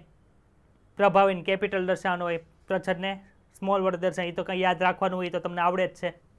ચાલો, મેન્ડલે જોયું કે F1 વિષમયુગ્મી વનસ્પતિ, F1ની અંદર વિષમયુગ્મી કેપિટલ ટી સ્મોલ ટીનો સ્વરૂપ પ્રકાર દેખાવામાં બિલકુલ કેપિટલ ટી પિતૃને સમાન હોય છે. એટલા માટે તેમણે સૂચવ્યું કે અસમાન કારકોની જોડમાંથી કોઈ એક કારક બીજા કારક ઉપર પ્રભાવિત થઈ જાય છે. ક્યારે આવું થાય છે? તો કે બંને અલગ અલગ કારક હોય ને. મેન્ડલે જો ખાસ અહીંયા યાદ રાખજો, અહીંથી બીજો એક કન્સેપ્ટ આવશે, એ આગળ સમજાવીશ, કે બંને કારકો અલગ અલગ હોય તો તેમાંથી એક કારક બીજા કારક ઉપર પ્રભાવી થઈ જાય છે. શું કામ ભાઈ? તો કે એ પોતાની અભિવ્યક્તિ ન દર્શાવે, એટલે કે જે અભિવ્યક્તિ દર્શાવે છે એ આવે. જો એક સિમ્પલ ઉદાહરણ આપો. એક ગામની અંદર છે ને સરપંચની ચૂંટણી હતી. તો એક સરપંચે ખૂબ મહેનત કરી, એટલે કે બે ઉમેદવાર હતા. એક સરપંચે શું કર્યું? ખૂબ મહેનત કરી, ને બીજા મહેનત સચોટ. કોણ જીતી છે? જે મહેનત કરી. તમને અભિવ્યક્તિ કોની બતાણી? જે મહેનત કરે છે ને બીજાની કઈ અભિવ્યક્તિ બતાણી નહીં. તો શું થયું? જે કરે છે એનું બતાવે છે, જે નથી કરતું એ નથી બતાતું. એટલે પ્રભાવિત થઈ ગયો ને સરપંચ. જે મહેનત કરે છે એ ઓલા ઉપર પ્રભાવિત થઈ ગયું. એવું છે સિમ્પ્લિફાય, બીજું કાંઈ નથી. તેને પ્રભાવી કારક અને બીજું જે પ્રચ્છન્ન છે એને શું કહેવાય? પ્રચ્છન્ન કારક કહેવામાં આવે છે. આવા કિસ્સામાં કેપિટલ ટીની ઊંચાઈ માટેનું કારક એ સ્મોલ ટી, એટલે કે જે નીચા છોડ છે એની માટે પ્રચ્છન્ન છે, તેના પર પ્રભાવિત થઈ જાય. બીજા અન્ય લક્ષણોની જોડનો અભ્યાસ કર્યો તેમાં પણ આ પ્રાપ્ત થયું. જાંબલી અને વ્હાઇટ છોડ હોય તો કોણ પ્રભાવિત થાય? ખબર પડી ગઈ? એવા બીજા 7 લક્ષણ તમારે જોઈ લેવાના. પ્રભાવિતા માટે, પ્રભાવિતા એટલે શું થાય? ડોમિનન્સ. કોણ ડોમિનન્ટ સભ્ય છે તમારામાંથી? અત્યારે મિનિટના માર્ક કોના ટેસ્ટની અંદર સૌથી વધારે આવે? તો કે ડોમિનન્ટ સભ્યની વાત થાય તો અત્યારે હિમાંશુનું નામ આવે. ખબર પડી? અને પ્રચ્છન્નતા માટેની સંકલ્પનાને યાદ રાખવા માટે આ જ અનુકૂળ રહેશે કે મોટા અને નાના અક્ષરોનો પ્રયોગ કરવામાં આવે. કેપિટલ, જો ઊંચા છોડને શું કહેવાય? ટોલ કહેવાય. નીચા છોડને શું કહેવાય? ડ્વાર્ફ કહેવાય. આપણે ડ્વાર્ફિઝમ આવતું હતું, યાદ છે? ચેપ્ટર નંબર 22 ભણ્યા હતા ડ્વાર્ફિઝમ, ગ્રોથ હોર્મોનનો ડ્વાર્ફિઝમ આવે. તો એવું ન લખવાનું હોય કે ઊંચા છોડ છે કેપિટલ ટી અને નીચા છોડ તો સ્મોલ ડી. તમને જ નહીં ખબર પડે કે આમાં કોના માટે શું લીધું હતું. આથી એક હોય ને તો એક લક્ષણ માટે કેપિટલ ટી સ્મોલ ટી રાખવાનું થાય. ખબર પડી?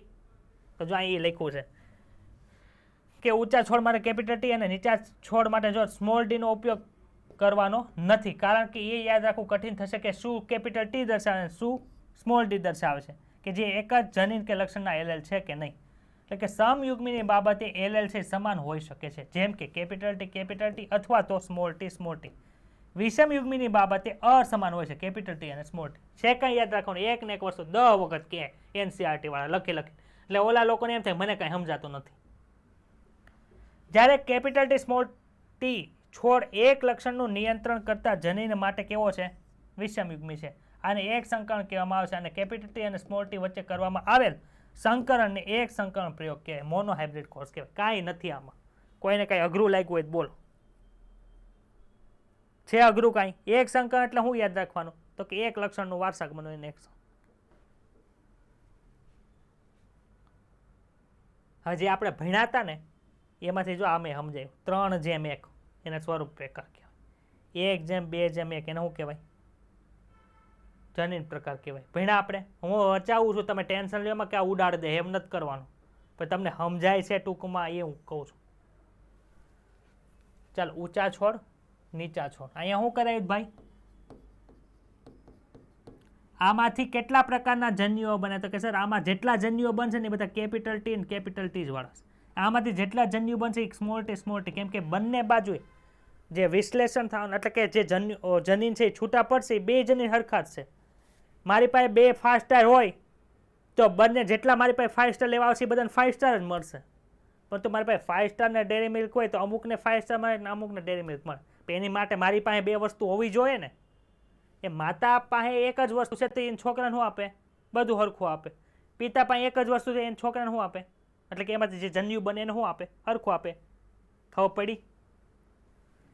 એટલે કે આ જન્યુઓ બન્યા. આ જન્યુઓને અંતે જે વનસ્પતિ બની, જો capital T small T, capital T બધી 4 હરખી બનતી. જોઈ તો બધા ઊંચા બનતા હતા, પિતૃને હરખા ઊંચા બનતા હતા. હવે એમાં શું કરાવવાનું છે ભાઈ? તો કે સર સ્વફલન કરાવવાનું. એટલે કે આ જ ઊંચો છોડ લીધો. બંને છોડ ક્યાં છે? એક જ છે, પણ એમાં એકનું પુંકેસર લીધું, એકનું સ્ત્રી કેસર લીધું. હવે જો અહીંયા વેરાયટી આવી. એક ડેરી મિલ્ક છે ને એક 5 સ્ટાર છે, એક ડેરી મિલ્ક છે કે 5 સ્ટાર છે. આથી એક જણાને ડેરી મિલ્ક આપી દીધી, એક જણાને 5 સ્ટાર આપી. એક જણાને ડેરી મિલ્ક આપી, એક જણાને 5 સ્ટાર આપી. ખબર પડી? અહીંયા જો બંને 5 સ્ટાર વાળા ભેગા થયા. અહીંયા ડેરી મિલ્ક 5 સ્ટાર વાળા ભેગા થયા, ડેરી મિલ્ક 5 સ્ટાર વાળા ભેગા થયા. નીચે બંને 5 સ્ટાર ડેરી મિલ્ક વાળા ભેગા થયા. ખબર પડે છે? હાવ સિમ્પલ. ડેરી મિલ્ક 5 સ્ટાર તો અલગ અલગ હોય ને, એમ જન્યુ હોય કેવા છે? અલગ અલગ ભેગા થયા જીનોટાઈપ વાળા, એટલે અલગ અલગ વસ્તુ મળી. તો તમને 3 છોડ ઊંચા મળ્યા, એક છોડ નીચો મળ્યો. એને સ્વરૂપ પ્રકાર કહેવાય. 1:2:1 મળે છે એને બંને 5 સ્ટાર વાળા, ડેરી મિલ્ક 5 સ્ટાર વાળા અને બંને ડેરી મિલ્ક વાળા. ક્લિયર? ભાઈ આ જે દર્શાવ્યું ને એ મેન્ડલે નહોતું દર્શાવ્યું. મેન્ડલે ખાલી ગાણિતિક ક્રિયાઓ કરી. આવું દર્શાવ્યું કોઈ? તો કે એક વૈજ્ઞાનિક હતા. એ વૈજ્ઞાનિકનું નામ શું હતું? તો કે સર પ્યુનેટ સ્ક્વેર તરીકે. આ જે છે ને એને પ્યુનેટ સ્ક્વેર કહેવાય ને વૈજ્ઞાનિક નામ હતું રેજિનાલ્ડ સી પ્યુનેટ. ભાઈ આ વ્યક્તિ ક્યાંના હતા? તો કે સર એ હતા બ્રિટિશના. શું કામ કરતા? તો કે જનીન વિદ્યાવાળા હતા. ડોક્ટર તો હોય નહીં. તો નીટમાં એક વખત પ્રશ્ન પૂછ્યો, નીચેનામાંથી કયું વિધાન ખોટું છે? એમાં લખ્યું હતું કે રેજિનાલ્ડ પ્યુનેટ સ્ક્વેરની શોધ જર્મન જનીનશાસ્ત્રી રેજિનાલ્ડ સી પ્યુનેટ દ્વારા કરવામાં આવી હતી. ખોટું પડી જાય ને? કોણ હતો? જર્મની વાળો નહોતો, બ્રિટિશનો હતો. ખબર પડી? તો આવતી વખતે એવું લખી નાખે કે રશિયા અને યુક્રેન વચ્ચે યુદ્ધ થતો હોય તો રશિયા યાદ આવી જાય. લખી નાખે રશિયન જનીશાસ્ત્રી રેજિનાલ્ડ સી પ્યુનેટ દ્વારા કર્યું હતું. તો યાદ રાખવું. બીજું હું યાદ રાખવા, અહીંયા રેજિનાલ્ડ સી પ્યુનેટ છે, રેજિનાલ્ડ ડબલ્યુ પ્યુનેટ નથી. અહીંયા ફેરફાર કરી નાખે કે હવે અહીંયા એક વખત ફેરફાર કરી નાખે વિદ્યાર્થી ચોકન ના થઈ ગયા ભાઈ, તો ત્યાં ફેરફાર નથી કરો, ત્યાં બ્રિટિશનું બ્રિટન રાખે, પણ રેજિનાલ્ડ સી પ્યુનેટ કરી નાખે. જો આવું રીતે લખી શકાય. આર સી પ્યુનેટ લખાય કે ન લખાય કયો તો મને? R for Reginald C Punnett. તો અમે ન લખી નાખે આર એ પ્યુનેટ નો કરી નાખે, આર ડી પ્યુનેટ નો કરી નાખે. સર આ તો બારનું નથી ભાઈ, એનસીઆરટીનું જ છે. ક્લિયર? યાદ રહેશે? વાંચો જે ઉપરથી નીચે સુધીનું. હું ખબર નથી પડતી કયો તો મને.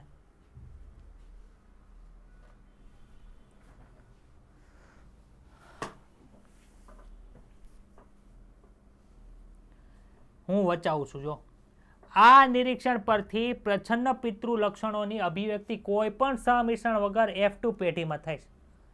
કે પ્રચ્છન્ન કોણ હતું ઊંચાઈમાં? તો કે નીચો છોડ. તો નીચો છોડ જેવો પેરેન્ટ્સની અંદર હતો ને એવો નીચો છોડ છે F2 પેઢીની અંદર આવે.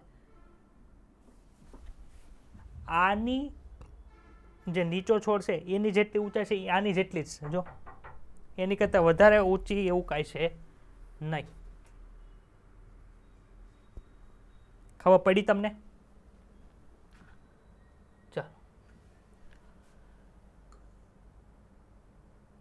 આપણે એ તારણ કાઢી શકીએ કે જ્યારે અર્ધીકરણ દરમિયાન ઊંચા અને નીચા છોડ છે એ જન્યુઓનું નિર્માણ કરે છે ત્યારે પિતૃ છોડના એલેલ એકબીજાથી અલગ થાય અથવા તો વિશ્લેષણ પામે છે. અલગ થાય એટલે જો અહીંયા આની પાસે ડેરી મિલ્ક અને 5 સ્ટાર બંને હતી, તો જો અહીંયા ડેરી મિલ્ક ને 5 સ્ટાર અલગ અલગ થઈ. તેને શું કહેવાય? વિશ્લેષણ થયું કહેવાય, અથવા તો અલગ થયા એમ કહેવાય. ખબર પડે છે? માત્ર એક જ એલેલ છે જન્યુમાં આવે. કેપિટલ ટી હોય અથવા તો કેપિટલ ટી સ્મોલ ટી હોય. આમાંથી એક જ કેપિટલ ટી અંદર જાય અથવા તો આમાંથી કેપિટલ ટી અથવા તો સ્મોલ ટી જન્યુની અંદર જાય. બંને એકારે જાય નહીં. એટલે તો આપણે અર્ધીકરણ ભણ્યા ને. માનો તમારા વાળ છે બ્રાઉન કલરના છે અથવા તો કાળા કલરના છે, તમારી પાસે કેપિટલ બી હોય ને તો ખાલી એક જ કેપિટલ બી છે એ કેમાં જાય? જન્યુની અંદર જાય. બંને જાય નહીં. પેપ્સિનોજન છે તમારી પાસે, માતા પાસેથી બનાવેલું પેપ્સિનોજનનું જનીન છે, પિતા પાસેથી પેપ્સિનોજનનું જનીન આવ્યું છે, તેમાંથી એક જ જનીન શુક્રકોષની અંદર જાય ને એક જ જનીન છે એ અંડકોષની અંદર જાય. બંને જતા નથી કેમ કે આપણી પાસે સેટ છે. સેટમાંથી એક જ વસ્તુ જાય. ખબર પડી? જન્યુમાં કોઈ એક એલેલ હોવાની સંભાવના 50% હોય. જો આ હોય તો તમને ખબર છે તમારી પાસે એક બોક્સ છે એની અંદર 5 સ્ટાર જ ભરી છે, તો તમારી પાસેથી જેટલા જણાને ચોકલેટ મળશે એને 5 સ્ટાર જ મળશે. એનું રીઝન કેટલું છે? 100%. પરંતુ તમારી પાસે એક 5 સ્ટાર છે ને એક ડેરી મિલ્ક છે, તો તમે કાં તો 5 સ્ટાર આપશો કાં તો ડેરી મિલ્ક આપશો. તમારી પાસે 5 સ્ટાર આવશે એની સંભાવના કેટલી ભાઈ? ખબર પડી? 3 હોય તો 33.33% આવે કે આમાંથી શું મળશે. 2 ચોકલેટ છે એટલે એક જન્યુ પાસે એક જનીન આવવાની એટલે કે એક એલેલ આવવાની સંભાવના કેટલી? 50% હોય. યાદ રહેશે? આ શંકા પ્રયોગના પરિણામ પરથી પ્રસ્થાપિત થઈ ચૂક્યું છે. આ પ્રકારે ઊંચા છોડના જન્યુઓમાંથી TELL હોય જ્યારે નીચા છોડના જન્યુમાં શું હોય? TLL હોય, સ્મોલ ટી. ફલન દરમિયાન આ બે એલેલ છે એટલે કે ટી છે એ એક પિતૃમાંથી પરાગના માધ્યમ દ્વારા અને બીજું સ્મોલ ટી છે પિતૃમાંથી અંડકોષના માધ્યમ દ્વારા આવીને જોડાણ પામીને એવા યુગ્મનદનું નિર્માણ કરે છે જેમાં કેપિટલ ટી એક હશે અને બીજો સ્મોલ ટી હશે. બીજા શબ્દોમાં સંકરણના કેપિટલ ટી સ્મોલ ટી હશે. ક્લિયર? ભાઈ નો સમજાતું હોય કૃપા કરીને મને કહેજો એટલે મને ખબર પડે. આમને ડોકા આમ હલાવતા નહીં ને પછી પૂછે જ નહીં આવડે ને તો 10 વખત પાઠ લખવા આપી દે. આ સંકરો ત્યાર પછી વિરોધાભાસી લક્ષણો પ્રદર્શિત કરતા એલેલ ધરાવે છે. જો વિરોધાભાસી લક્ષણ ધરાવતા એલેલ ધરાવે છે ભાઈ. એક ઊંચાનું છે ને એક નીચાનું છે પણ તોય ઊંચા છોડ બતાવે છે. આ છોડ વિષમયુગ્મી છે એટલે કે હિટ્રોઝાઇગસ છે હિટ્રોઝાઇગસ. પ્યુનેટ સ્ક્વેરની મદદથી આ અધ્યયનની મદદથી પિતરો દ્વારા જે જન્યુઓનું ઉત્પાદન થાય છે, કેવું ફલિતાંડનું નિર્માણ છે, F1 પેઢી કેવી છે, F2 પેઢી કેવી છે, એ આપણે સમજી શકાય છે. કોઈ આપ્યું તો કે બ્રિટિશ જનીનશાસ્ત્રી રેજિનાલ્ડ સી પ્યુનેટે આપ્યું હતું. આ આલેખીય રજૂઆત જનીનિક સંકરણ પ્રયોગમાં સંતતિના સંભવિત બધા જનીન પ્રકારની ગણતરી કરવામાં. સંભવિત એટલે હું ભાઈ એક આરે એટલા બધા ન બને, પણ આપણે અહીંયા બધી સંભાવના મૂકી છે, કાં તો આવું હશે, કાં તો આવું હશે, કાં તો આવું હશે, કાં તો આવું હશે. એટલે સંભાવનાને આધારે આપણે 3 ઊંચા છોડ ને 1 છોડ નીચો મળે. બાકી તમે એક અંડકોષ લ્યો, એક શુક્રકોષ લ્યો, એનું મિલન કરાવો અને જે વનસ્પતિ બની કંઈ 4 વનસ્પતિ ન હોય, એક જ હોય. ખબર પડી કે નથી ખબર પડતી? એમ અહીંયા આપણે જેટલું દર્શાવ્યું છે એ બધી સંભાવના દર્શાવેલી છે. બધા જ સંભવિત જન્યુઓની સૌથી ઉપરની હરોળમાં ડાબી બાજુ છે એ કોલમમાં શું લખ્યું છે તો કે સર જન્યુઓને લખવામાં આવ્યો. જો અહીંયા ડાબી બાજુની કોલમમાં, જમણી બાજુની કોલમમાં હું દર્શાવું છું, સૌથી ઉપર જન્યુઓને દર્શાવેલા છે. બધા સંભવિત સંયોજનોને નીચેના સ્ક્વેર ખાનામાં દર્શાવવામાં આવે છે, જે માહિતી સ્વરૂપે રાખવામાં આવે છે. જન્યુઓ જન્યુઓ જન્યુઓ જન્યુઓ જે સંભાવના એ બધું લખી નાખ્યું. ક્લિયર? મેન્ડલ દ્વારા શુદ્ધ સંવર્ધિત ઊંચા અને શુદ્ધ સંવર્ધિત નીચા છોડ વચ્ચે કરવામાં આવેલ એક સંકલનની સમજૂતી માટે પ્યુનેટ સ્ક્વેરનો ઉપયોગ કરેલો છે. ડાઉટ? અમન તમે કહો તો તમે હું સમજ્યા? હું હેમાંશુ તું હું સમજો મને કે? કાંઈ નથી, મગજમાં કાંઈ લાઇટ નથી થતી. જે લાઇટ થતી હોય ને એ મને કહેવાનું છે. તો કે અમુકમાં એમઆરએન નહીં બનતું હોય, ઠોકાવ ખાતું હશે એટલે ખબર પડી ને. એને લીધે કેપિટલ ટી સ્મોલ ટી જોવા મળે. અમુકમાં સ્મોલ ટી શું કામે તો કે સર એના 2 આરએનએ કામ કરતા નથી, એમઆરએન. એટલે એમાંથી ઊંચાઈ માટેનો એન્ઝાઇમ જે હશે, ઉત્સેચક હશે, એ જ નહીં બન્યો હોય, અથવા તો અંતરસ્રાવ નહીં બન્યો, આથી ઊંચું ન મળ્યું, નીચું જોવા મળ્યું. ખબર પડી ગઈ એટલી? બધાને ખબર પડી એટલી? ઓકે, તો સારું. તો અત્યારે ક્યાંનો બગબગ કરું છું ને મને કંઈક શાંતિ થઈ, કંઈક સમજાય છે સામેવાળાને. પુનેટ સ્ક્વેરના દ્વારા તમને શું મળ્યું? 1/2/1 મળ્યું. તો આને ટકાવારી સ્વરૂપમાં લખો તો 1/4, 2/4 અને 1/4. તો આ 2 દુ 4 એટલે 1/2 એટલે શું થાય? 50% થાય.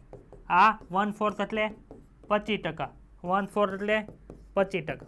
ભાઈ 1/4 ને 25% શું કામ કર્યું ખબર પડી ને?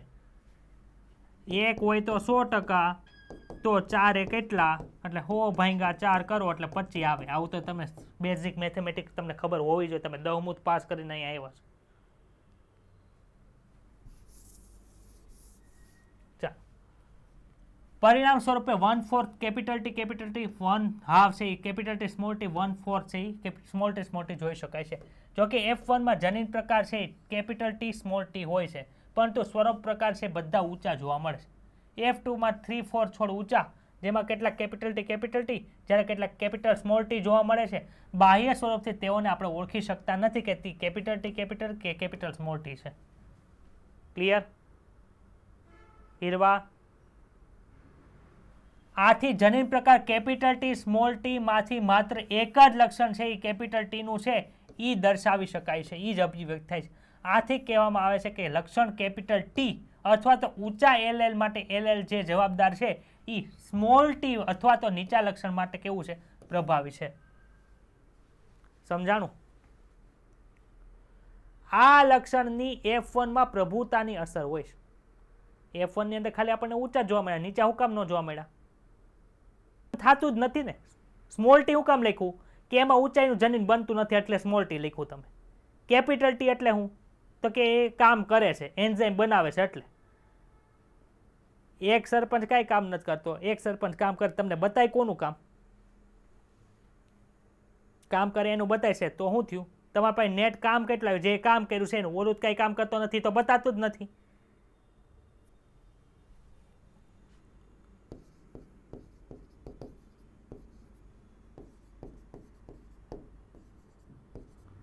આ વર્ક કરે છે, આનું વર્ક 0 છે, તો તમને વર્ક બતાય કોનું? આનું જ વર્ક બતાય. એનો મતલબ હું? આ પ્રભાવી છે, આ પ્રચ્છન્ન છે. દેખાતો નથી એટલે પ્રચ્છન્ન. એમ આપણે અહીંયા શું કામ થાય તો કે એક જનીન છે, આ બીજું જનીન છે એની માટેનું, આ પપ્પા પાસે થયું, આ મમ્મી પાસે થયું, મમ્મી પાસેથી આવ્યું છે, એમાં અંડકોશમાં કંઈક ખામી આવી ગઈ એટલે એ કામ નથી કરતું, તો તમને જે અભિવ્યક્તિ બતાય છે કોની બતાય, આ એક જનીન જ બતાય છે. આથી તમે આવું લખો કેપિટલ ટી સ્મોલ ટી, આની અભિવ્યક્તિ બતાય છે, આની નથી બતાતી, આથી આ છે આની ઉપર પ્રભાવી છે. ખબર પડે છે? કાંઈ નથી, આ તમને ગોટાળે ચડાવવા દેવા હાટું છે, પણ કાંઈ છે નહીં. આ જ લક્ષણની F1માં પ્રભુતાની અસર હોય છે કે બધા જ છોડ ઊંચા હોય છે, ભલે પછી કેપિટલ ટી સ્મોલ ટી હોય કે કેપિટલ હોય. F2 પેઢીમાં 3/4 ઊંચા છોડ હોય છે, ભલે જેની પ્રકાર 1/2 કેપિટલ ટી સ્મોલ ટી હોય કે કેપિટલ ટી. અંતમાં સ્વરૂપ પ્રકાર અનુસાર એટલા ઊંચા, પછી કઈ ગયા બીજા નીચા હોય. અંતમાં સ્વરૂપ પ્રકારમાં 3/4 છે એ ઊંચા, એટલે 3/4 ઊંચાની અંદર કોણ કોણ આવી ગયું તો કે સર 1/4 કેપિટલ ટી અને 1/2 છે કેપિટલ ટી સ્મોલ ટી. આવી ગયા કે ન આવી ગયા? આ ખબર પડી તમને? ઊંચાની અંદર આનોય સમાવેશ થાય, આનોય સમાવેશ થાય, એનું પ્રમાણ કેટલું છે. અને નીચા છોડ કેટલા છે? 1/4 છે એ નીચા છોડ છે. એને સ્વરૂપ પ્રકારમાં કેટલું કહેવાય? 3:1 પ્રમાણમાં લખી શકાય છે. અને જનીન પ્રકાર 1:2:1. એને દ્વિપદીના સ્વરૂપ પ્રકાર પ્રમાણે તમે આવી રીતે લખી શકો. કેવી રીતે? જો a વત્તા b આખાનો સ્ક્વેર હોય તમે શું લખો ભાઈ? કયો તો a નો સ્ક્વેર વત્તા 2ab વત્તા b નો સ્ક્વેર. આવું લખો કે ન લખો? લખો આવું તમે? તો આમાં આવું લખીએ કઈ જો તો કેપિટલ એ વત્તા સ્મોલ એ આખાનો સ્ક્વેર. તો શું લખાય? a સ્ક્વેર વત્તા 2a સ્મોલ એ વત્તા b સ્ક્વેર. આવું લખાય? એટલે આવું થાય જો તો કેપિટલ એ વત્તા 2 ગુણ્યા કેપિટલ એ વત્તા સ્મોલ બી. અરે સોરી, સ્મોલ એ અહીંયા સોરી.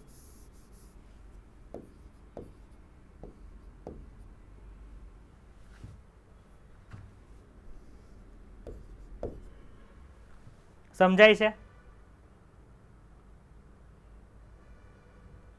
આનું જેટલું પ્રમાણ છે એટલું જ પ્રમાણ આનું છે, એની કરતાં ડબલ પ્રમાણ આનું છે. ક્લિયર થઈ ગયું? તે જો અહીંયા એવી રીતે લખ્યું છે T capital T small T ને 1/4 જેમ 1/2 જેમ 1/4 ના પ્રમાણમાં ગાણિતિક દ્વિપદીની જે આ છે સંભાવના છે એમાં વ્યક્ત કરી શકાય. સંઘન્યતા છે જેમાં કેપિટલ ટી અને સ્મોલ ટીની જનીનયુક્ત જનીઓ સમાન આવૃત્તિ 1/2માં રહે છે. આ પદને નીચે દર્શાવેલું છે 1/2 ટી વત્તા 1/2 સ્મોલ ટી એનો સ્ક્વેર બરાબર શું થાય તો કે આ પેલું પદ છે 2 વાર લખ્યું. જો અહીંયા પેલું પદ 2 વાર લખ્યું બતાય 1/2 ટી પ્લસ 1/2 ટી ગુણ્યા બરાબર આને 2 વાર લખ્યું.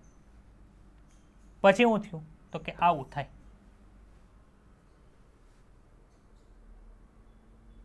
તુષાર ઉપરથી ગયું ભાઈ અંદર ગયું મગજમાં?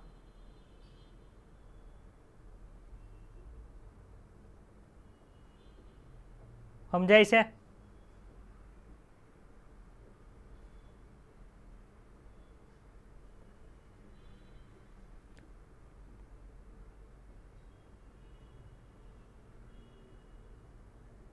સંતોષ શું થાય છે ભાઈ?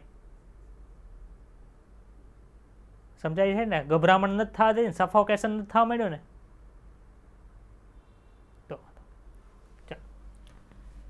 આમાં કંટાળો શું કામ આવે ખબર? એક ને એક વસ્તુ છે પણ એ કેટલી વખત લખીને કહે છે એટલે. ને તમારે થિયરી કઈ લખવાની છે ને એટલે તમારે કઈ ઉપાધિ કરવા જેવી જરૂરી નથી. મેન્ડલે F2 ના છોડને સ્વફલન કરાવ્યું અને જોયું કે F3 અને F4 પેઢીમાં F2 ના નીચા છોડ માત્ર નીચા જ ઉત્પન્ન થાય છે. તેણે તે તારણ મેળવ્યું કે નીચાનો જનીન પ્રકાર સમયુગ્મી કે સ્મોલ ટી હતો. તમે શું વિચારો છો? જો તેણે બધા F2 ના ઊંચા છોડને સ્વપરાગિત કર્યા હોત તો તેને શું જોવા મળ્યું હશે? બધા ઊંચા છોડ જો સ્મોલ ટી નું તમે સ્વપરાગનયન કરો, પરાગનયન કરો સ્મોલ ટી સાથે, તમને શું મળે? નીચા જ મળે. આમાં કોઈ દી ઊંચા મળે કયો તો મને? કેમ કે આની પાસે બધી 5 સ્ટાર, આની પાસે બધી 5 સ્ટાર છે. તમને ડેરી મિલ્ક મળે કોઈ દી? હિમાંશુ ચોટી ગયો બિચારો. પણ ઊંચા છોડ હોય તો આપણી પાસે સંભાવના રે કેપિટલ ટી સ્મોલ ટી હશે, અથવા તો કેપિટલ ટી કેપિટલ ટી હશે. તો જો બધા કેપિટલ હશે તો બધા આપણને ઊંચા જ મળશે. પરંતુ જો વચ્ચે ક્યાંક આવું હશે તો આપણને નીચા છોડે મળી શકે. ખબર પડી? ઉપરના ફકરા પરથી સ્પષ્ટ થાય છે કે ગાણિતીય સંભાવનાના પ્રયોગ દ્વારા જનીન પ્રકાર પ્રમાણની ગણતરી કરી શકાય છે, પરંતુ માત્ર પ્રભાવી લક્ષણના સ્વરૂપ પ્રકારને જોઈને જનીન પ્રકારની સંરચનાનું જ્ઞાન સંભવ થઈ શકતું નથી. તમે વનસ્પતિનો છોડ ઊંચો હોય તો તમે એ ન કહી શકો કે બંને કેપિટલ ટી છે કે કેપિટલ સ્મોલ ટી છે. એવું આપણને ખબર પડી શકતી નથી. એ લાઈન અહીં લખીશ. ઉદાહરણ તરીકે F1 અથવા તો F2 ઊંચા છોડનો જનીન પ્રકાર કેપિટલ ટી અથવા તો કેપિટલ ટી સ્મોલ ટી છે. એ ડાયરેક્ટ તમે જોઈન ન કહી શકો, એવું અનુમાન થઈ શકતું નથી. એટલા માટે F2 ઊંચા છોડના જનીન પ્રકારના નિર્ધારણ માટે મેન્ડલે F2 નીચા છોડને F2 ઊંચા છોડને નીચા છોડ સાથે સંકરણ કર્યું. એને શું કહેવાય? કસોટી સંકરણ કહેવાય. શું કર્યું ભાઈ? નીચા છોડ સાથે અહીંયા F2 ઊંચા છોડને શું કર્યું? સંકરણ કરે. કસોટી સંકરણ એટલે શું ભાઈ? તો કે F2 પ્રભાવી લક્ષણનું કોની સાથે સંકરણ કરાવવાનું? તો કે પ્રચ્છન્ન લક્ષણ સાથે શું કરાવવાનું? સંકરણ કરાવવાનું. હવે આનું સંકરણ કરાવો અને તમને જે નીચે છોડ મળશે એમાં એક જ અભિવ્યક્તિ હોય તો શું થાય? તો કે ભાઈ આપેલ જે F2 પ્રભાવી લક્ષણ છે ને એ કેવું છે? સમયુગ્મી છે.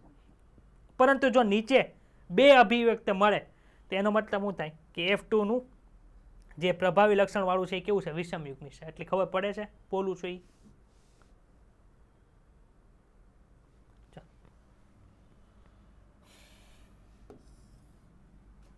લાક્ષણિક કસોટી સંકરણમાં પ્રભાવી સ્વરૂપ પ્રકાર ધરાવતા સજીવ, એટલે કે અહીં વટાણા છોડ લીધો, એને પ્રભાવી સ્વરૂપ પ્રકાર દર્શાવે છે, જેને પ્રચ્છન્ન છોડ સાથે સ્વફલન કરવામાં આવ્યું. સજીવોના જનીન પ્રકાર નક્કી કરવા માટે આવા સંકરણની સંતતિનું વિશ્લેષણ કરી શકાય છે. અહીંયા તમને જો હું આપ્યું છે, એક પ્રયોગ આપેલો છે, પુષ્પવાળો હોય તો સારું. જો અહીંયા તમને કેવું પુષ્પ મૂક્યું છે? તો કે ભાઈ અહીંયા લખ્યું છે ને કાંઈ જોવામાં તમે જાંબલી રંગનું પુષ્પ આપ્યું છે. તો જાંબલી રંગ માટે કેવું હોય શકે? તો અહીંયા W લીધું છે. જો કેપિટલ W હોય ને તો એ જાંબલી હોય. કેપિટલ W સ્મોલ W હોય ને તો કેવું હોય? જાંબલી હોય. પરંતુ સ્મોલ W હોય તો શું થાય? આમાં કોઈને કઈ વાંધો? તો આ જાંબલી છે તો એ કેવું હશે? કેપિટલ W અથવા તો કેપિટલ W સ્મોલ W હશે. હોય કે ન હોય? આ બેમાંથી એક હશે. અમારે જાણવું છે કે આ કેવો હશે. તો શું કરવું પડે ભાઈ? તો કે પ્રચ્છન્ન સાથે તમે કરાવો. તો મેં શું કર્યું ભાઈ? જો કેપિટલ W મારે કોની સાથે ફલન કરાવવાનું ભાઈ? Small W. તો મને બધા મળશે જનીન પ્રકાર કેવા હશે? તો કે સર કેપિટલ, આમાંથી કેવું જન્યુ બને? તો કે કેપિટલ W વાળું. આમાંથી કેવું મળે? તો કે સર સ્મોલ વાળું. તો મને જે સંતતિ મળી કેમ મળે? Capital W small W. એટલે કે બધી સંતતિ જાંબલી રંગની મળી. તો બધી સંતતિ જાંબલી રંગની મળે છે તો એનો મતલબ શું થયો? કે આપેલ જે પુષ્પ છે એનો જનીન પ્રકાર કેવો હશે? સમયુગ્મી હશે. ખબર પડી? હવે માનો કે અહીં સ્મોલ W હોય તો શું થાય? જો જાંબલી તો આ હોય કે ને? કેપિટલ W સ્મોલ W હોય કે ન હોય? તો આની અંદર કેટલા જન્યુ બને ભાઈ? એક કેપિટલ વાળું, એક સ્મોલ વાળું. તો આનું ફલન કરાવો. Capital W small W. આનું ફલન કરાવો. Small W. જો બે પ્રકારની અભિવ્યક્તિ, એક જાંબલી ને એક સફેદ. તો તમને કસોટી સંકરણના પરિણામ સ્વરૂપે એક જ અભિવ્યક્તિ મળે. એનો મતલબ શું? કે આપેલ જે છે જેનો તમે પ્રયોગ કરો છો, જેનો તમારે જીનોટાઈપ જોઈએ છે એ કેવું છે? સમયુગ્મી છે. પરંતુ જો બે પ્રકારની અભિવ્યક્તિ મળી, અહીંયા સફેદ અને જાંબલી બંને પ્રકારના પુષ્પો મળે, એનો મતલબ શું થયો? કે જેનું તમે કસોટી સંકલન કરીને એનો જીનોટાઈપ જાણવા માંગો છો એ કેવું છે? વિષમયુગ્મી છે. ખબર પડી ગઈ? યાદ શું રાખવાનું? કેટલા પ્રકારની એક પ્રકારની અભિવ્યક્તિ તો સમયુગ્મી, 2 પ્રકારની અભિવ્યક્તિ તો વિષમયુગ્મી. ક્લિયર? પણ કોનું કોની સાથે સંકલન કરવામાં આવે છે જોવું. હવે અહીં જોઈ લો, આ સમજાવી દો. સમયુગ્મી પ્રચ્છન્ન સાથે આપણે શું કરવાનું છે? સંકલન. તો એ સ્મોલ w એના જન્યુ કેવા? Small w. આના જન્યુ કેવા મળે? Capital W capital. બંને સંકલન થયું, બધા એક જ પ્રકારના મળે, એટલે એક પ્રકારની સંગતિ મળી. એટલે આ કેવું હશે? સમયુગ્મી. હવે માનો કે વિષમયુગ્મી હોય શું થાય? આમાંથી કેપિટલ સ્મોલ, આમાં તો સ્મોલ જ હોય, એટલે એ 2 જાંબલી 2 સફેદ મળે, એટલે આ વિષમયુગ્મી હશે. એ થઈ ગયું ને કસોટી સંકલન. કોઈને કઈ ડાઉટ છે?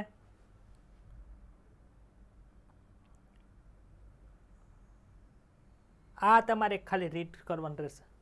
પ્રભાવિતાની સંકલ્પનાનું સ્પષ્ટીકરણ આપણે ભણી ગયા છીએ. નો સમજે તો મને પૂછજો.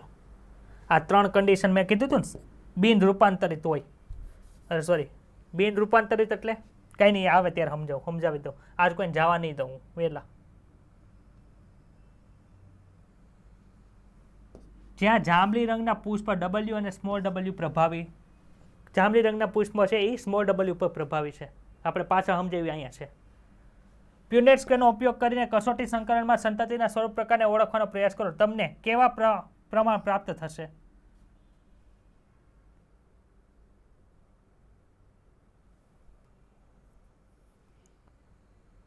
જાંબલી રંગના પુષ્પ અને સફેદ રંગના પુષ્પની વાત થાય, જે હમણાં પ્રયોગ કર્યો ને એ વસ્તુ અહીંયા પૂછે છે. તો જો પુષ્પ તમને આપ્યું છે જાંબલી રંગનું, એ વિષમયુગ્મી હશે તો તમને કેવા પરિણામ પ્રાપ્ત થાય ભાઈ? સંતતિ મળે છે બધી એક સરખી હોય કે અલગ અલગ હોય? અલગ અલગ હોય. ખબર પડી ગઈ? અને જો તમને આપેલું જાંબલી પુષ્પ છે એ સમયુગ્મી હોય તો તમને કસોટી સંકલનના અંતે કેવી સંતતિ મળે? એક સરખી કે અલગ અલગ? ખબર પડી ગઈ? એટલું જવાબ ક્યાં છે એવો ખબર પડી? તુષાર કઈ ગયો? બસ ભાઈ, આમાં હું સ્પેસિફિક નામ શું કામ બોલું? કેમ કે તમારા મોઢા જોઈને મને એવું થાય કે આ ન સમજાય, એવું મને ડાઉટ થાય, એટલે હું સ્પેસિફિક નામ બોલું. પણ બધાને સમજાય છે ને? જતીન, ઓકે. આ કસોટી સંકલનના જીનોટાઈપનો ઉપયોગ કરીને શું તમે કસોટી સંકલનની એક સામાન્ય વ્યાખ્યા આપી શકો? ભાઈ આપી દીધી ને આપણે, કે જો એક સરખી સંતતિ મળે તો એ કેવું હોય? સમયુગ્મી. એક સરખી ન હોય તો એ વિષમયુગ્મી. એક સંકલન પ્રયોગ પોતાના નિરીક્ષણના આધારે મેન્ડલે તેના વારસાગમનના આધારે તેની સમજણના આધારે 2 નિયમ આપ્યા. એક સંકલન ઉપરથી 2 નિયમ મળે છે ભાઈ. ક્યાં નિયમ? તો કે સર એક પેલો છે પ્રભુતાનો નિયમ છે, બીજો નિયમ છે એ વિશ્લેષણનો નિયમ છે. યાદ રાખજો ઇંગ્લિશ નામ. પ્રભુતાને ડોમિનન્ટ કહેવાય કે ન કહેવાય? ને નિયમને લો કહેવાય કે ન કહેવાય? લો, LAW એટલે નિયમ થાય. એટલે લો ઓફ ડોમિનન્સ પેલો નિયમ. બીજો છે વિશ્લેષણનો નિયમ, એને શું કહે? Law of segregation. તો પેલો નિયમ આપણે ભણીએ લો ઓફ ડોમિનન્ટ. પ્રભુતાનો નિયમ એટલે શું? લક્ષણોનું નિર્ધારણ કરતા કારકો નામના સ્વતંત્ર એકમો દ્વારા થાય. ભાઈ લક્ષણોનું નિર્ધારણ કોણ દ્વારા થાય? તો કે કારકો નામના જે સ્વતંત્ર એકમ છે, એને આપણે DNA કે અથવા તો જનીન કહીએ છીએ, એના દ્વારા થાય છે. કારકો હંમેશા જોડમાં હોય છે. આપણી અંદર જોડમાં હોય કે ન હોય? જોડ છે,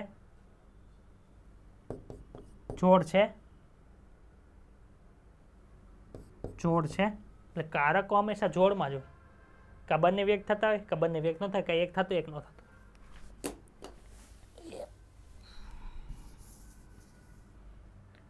જો કારકની જોડના 2 કારકો અસમાન હોય તો શું થાય? એક કારક કામ કરે છે, એક કારક નથી કામ કરતો, એટલે એક કારક છે બીજા કારક ઉપર પ્રભાવિત થઈ જાય. એટલે કે એક પ્રભાવી ને બીજું પ્રચ્છન્ન. સમજાણું?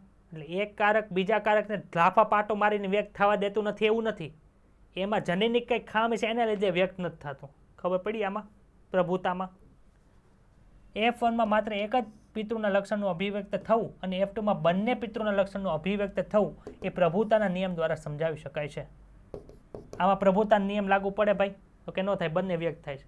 પણ આમાં પ્રભુતાનો નિયમ વ્યક્ત થાય તો કે આ થાય ને, આ આની ઉપર પ્રભાવી છે.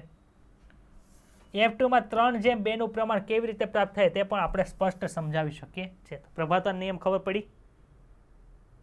લો ઓફ સેગ્રીગેશન એટલે શું? હા સોરી, હા વિશ્લેષણનો નિયમ ને ઇંગ્લિશ એટલે સેગ્રીગેશન. તમારી પાસે 5 સ્ટાર છે, તમારી પાસે ડેરી મિલ્ક છે, તો જન્યુ જે હશે ને કાં તો એની પાસે 5 સ્ટાર હશે કાં ડેરી મિલ્ક હશે. ખબર પડી? બે એકારે જન્યુમાં ન જાય. સમજાય છે? જો તમારી પાસે ખાલી ડેરી મિલ્ક હશે તો જન્યુ પાસે શું જાય? બધા જન્યુ પાસે ડેરી મિલ્ક હશે. અને જો તમારી પાસે ખાલી 5 સ્ટાર હશે, ખાલી 5 સ્ટાર એટલે કે બે સેટ હોય ને, એક 5 સ્ટારનો સેટ, બીજો 5 સ્ટારનો, બધા જન્યુ બની બધા પાસે 5 સ્ટાર 5 સ્ટાર 5 સ્ટાર, તો શું થાય? બધા પાસે 5 સ્ટાર હશે. એટલે કે ડેરી મિલ્ક ને 5 સ્ટાર જન્યુમાં એક હારે હોય નહીં, એક જ હોય, કાં તો 5 સ્ટાર કાં તો ડેરી મિલ્ક. તો એને શું કહેવાય? Law of segregation. તમારી પાસે બે છે પણ જન્યુને તમે એક જ આપી શકો છો. એમ તમારી પાસે એક પેપ્સિનોજનનું આખું લક્ષણ છે ને, પેપ્સિનોજન ઉત્પન્ન થવું એ તમારું લક્ષણ છે. તેની પાસે તમારી પાસે કેટલા હોય? એક માતા પાસેથી આવેલું હોય, એક પિતા પાસેથી આવેલું. બંને કેપિટલ પી હોઈ શકે, બંને સ્મોલ પી હોઈ શકે, એક કેપિટલ પી એક સ્મોલ પી હોઈ શકે. તો જો તમારી પાસે બંને કેપિટલ હોય, તમે સંતતિને શું આપશો? તમારા બધા જન્યુ પાસે શું જાહે? તમારી પાસે બંને સ્મોલ પી હશે તો તમે સંતતિને શું આપશો? બધી જન્યુઓને સ્મોલ પી. પરંતુ એક કેપિટલ પી ને એક સ્મોલ પી હોય તો તમારે જન્યુના શું આવે? કા કેપિટલ પી જાય કા સ્મોલ પી જાય, બે જઈ શકતા નથી. આને શું કહેવાય? લો ઓફ સેગ્રીગેશન તરીકે ઓળખવામાં આવે. જો આ નિયમ એ તથ્ય પર આધારિત છે કે એલેલ એકબીજા સાથે મિશ્રિત થતા નથી. કેપિટલ પી અને સ્મોલ પી એક ભેગું જ નથી થઈ જતું. એ છૂટું પડીને F2માં વ્યક્ત થયું હતું કે નહોતું થયું?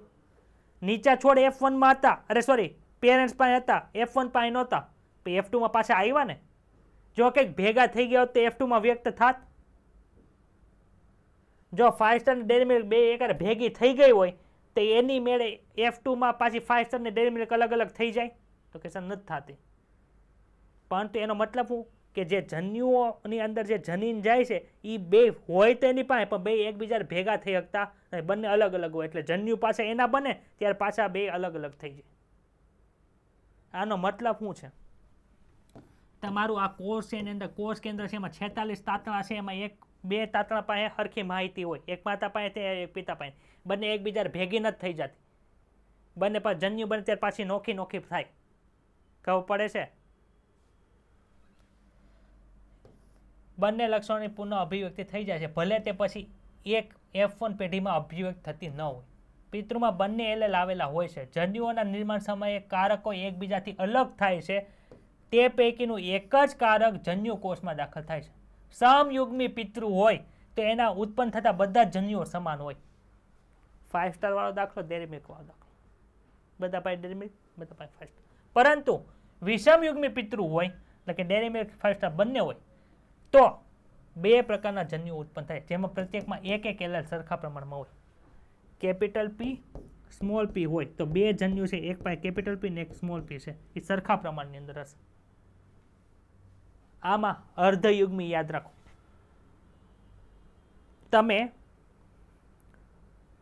માનો કે એક માણસ છે ને એના 50 શુક્રકોષ બન્યા, કેટલા?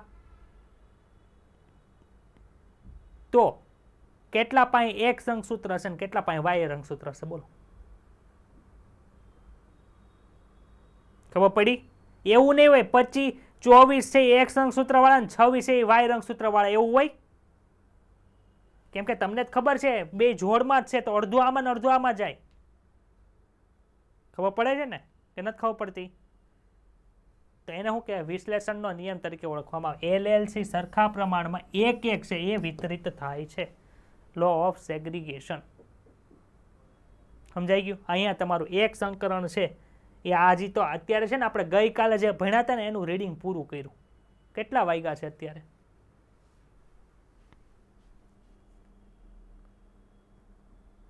હા, તમારે લેક્ચર ક્યારે શરૂ કર્યો? તમે 5:15 શરૂ કર્યો હતો ને? આપણે 6 વાગ્યા લગી ભણવાનું છે.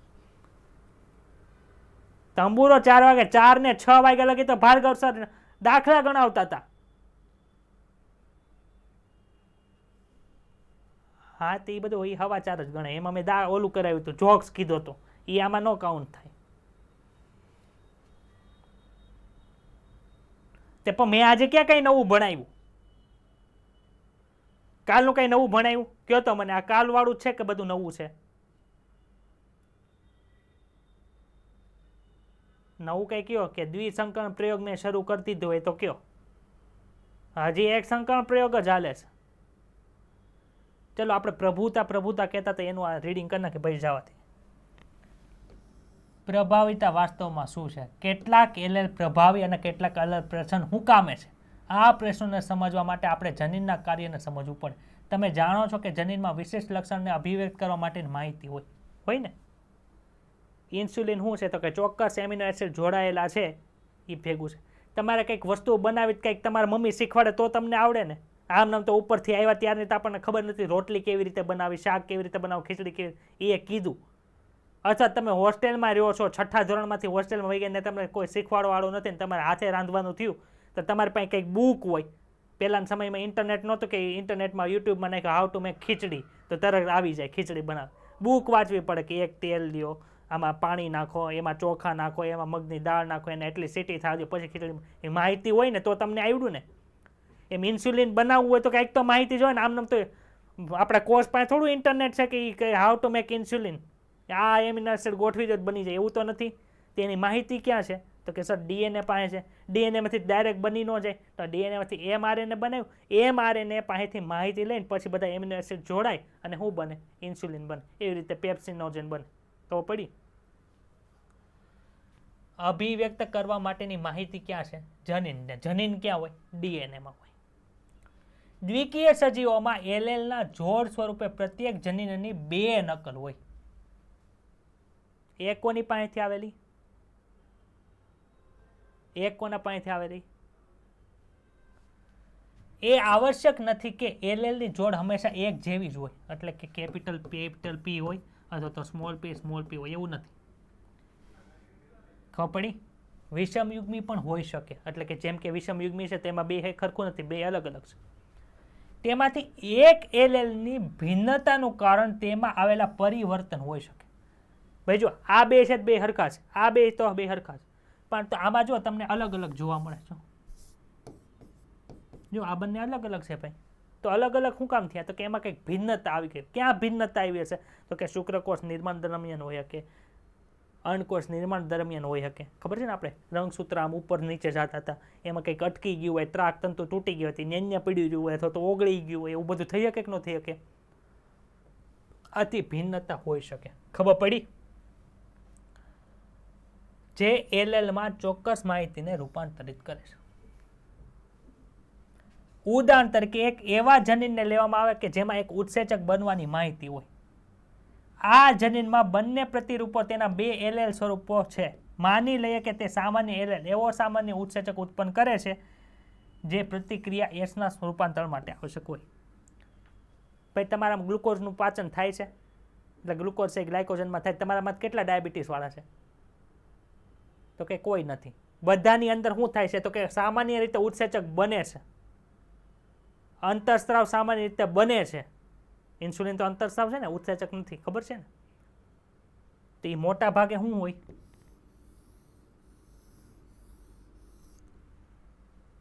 માહિતી સામાન્ય રીતે વ્યક્ત થઈ પોતાનું ખરેખર કાર્ય દર્શાવી મોટા ભાગે સંભવ છે. સમજાણું? રૂપાંતરિત એલેલ. રૂપાંતરિત એલેલ એટલે મેં આમાં 2 ચાર્ટ બનાવ્યા. અહીં અરૂપાંતરિત લખ્યું કે જે મોટા ભાગે પોતાનું કામ કરતા હતા. રૂપાંતરિત એલેલ એટલે કે એમાં કંઈક ખોડ ખાપણ આવી ગઈ, કંઈ પણ વસ્તુ થઈ એને લીધે એ રૂપાંતરિત કહેવાતા હતા. એમાં કંઈક ફેરફાર થઈ ગયો હતો. એટલે તો ફેરફાર થયેલા છે 3 હોઈ શકે. જો સામાન્ય ઉત્સેચક બનાવી શકતા હોય, જેમ કે પેપ્સિન હોય તો આ કેપિટલ પી સ્મોલ પી છે તે હાલે, પરંતુ ટાયરોસિન વાળું મેં કીધું હતું એ સ્મોલ એ હોય તો આ ટાયરોસિન જ બનાવી શકે નહીં. ખબર છે ને? તો જે રૂપાંતર થયેલું હોય એ સામાન્ય ઉત્સેચક હોઈ શકે, અથવા તો ઓછી માત્રામાં બનતો હોય એટલે કે ઓછી ક્રિયાશીલતાવાળો હોઈ શકે, અથવા તો બિન કાર્યક્ષમ ઉત્સેચક હોઈ શકે, અથવા તો ઉત્સેચક જ બને નહીં. વિષમયુગ્મી પરિસ્થિતિ આ હોઈ શકે, આ હોઈ શકે કે આ હોઈ શકે. ખબર પડી ગઈ કે ડાઉટ છે? આમાં જે પહેલો કિસ્સો છે, જો કાંઈ પહેલા કિસ્સામાં પહેલા કિસ્સામાં રૂપાંતરિત એલએલ છે એ અરૂપાંતરિત એલએલ ને સમાન છે, એટલે કે પોતાનું કામ કરે, જેમ અરૂપાંતરિત કરી શકતો હતો ને એમ એ પોતે કરી શકે છે.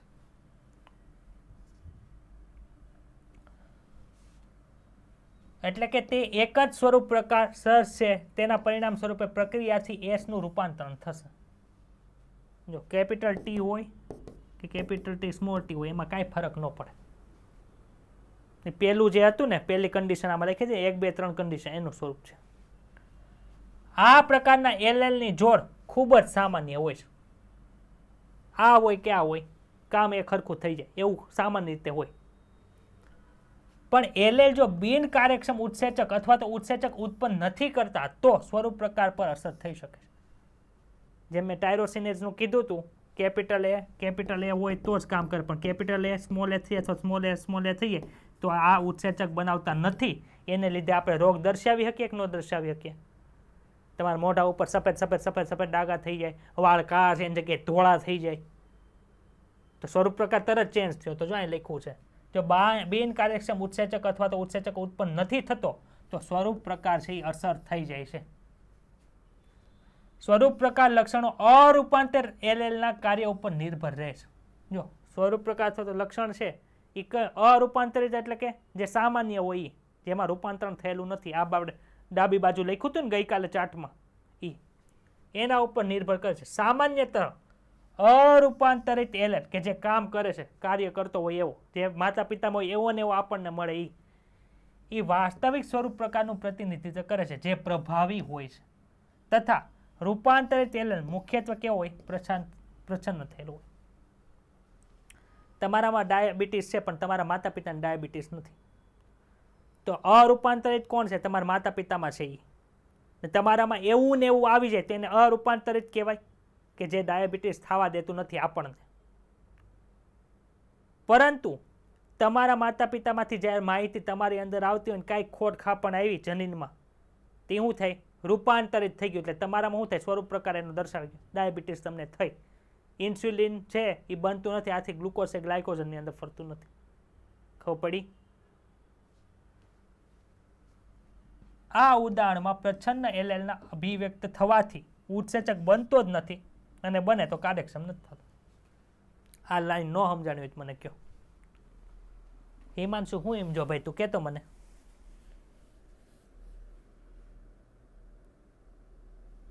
સુરભી હું એમજી?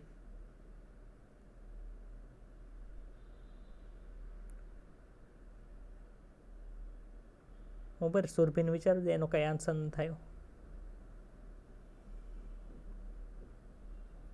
હીરવા હું એમજી બેન તું?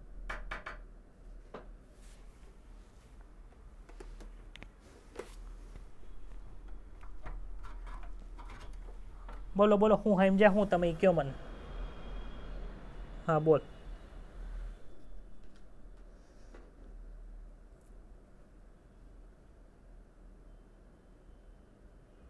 અભિવ્યક્ત નહીં થાય એટલે પોતાનું કામ દર્શાવી શકશે નહીં. ખબર પડી ગઈ ને કન્સેપ્ટ તને? હિરલ તને ખબર પડી બેન કન્સેપ્ટ? આ હીરવા તને આવી કઈ ખબર પડી? સંતોષ? હા કે ના તો બોલ. તુષાર? સુરભી?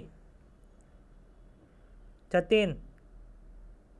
સમજો ને કે અરૂપાંતરિત એલએલ હોય પોતાનું કામ કરી શકે.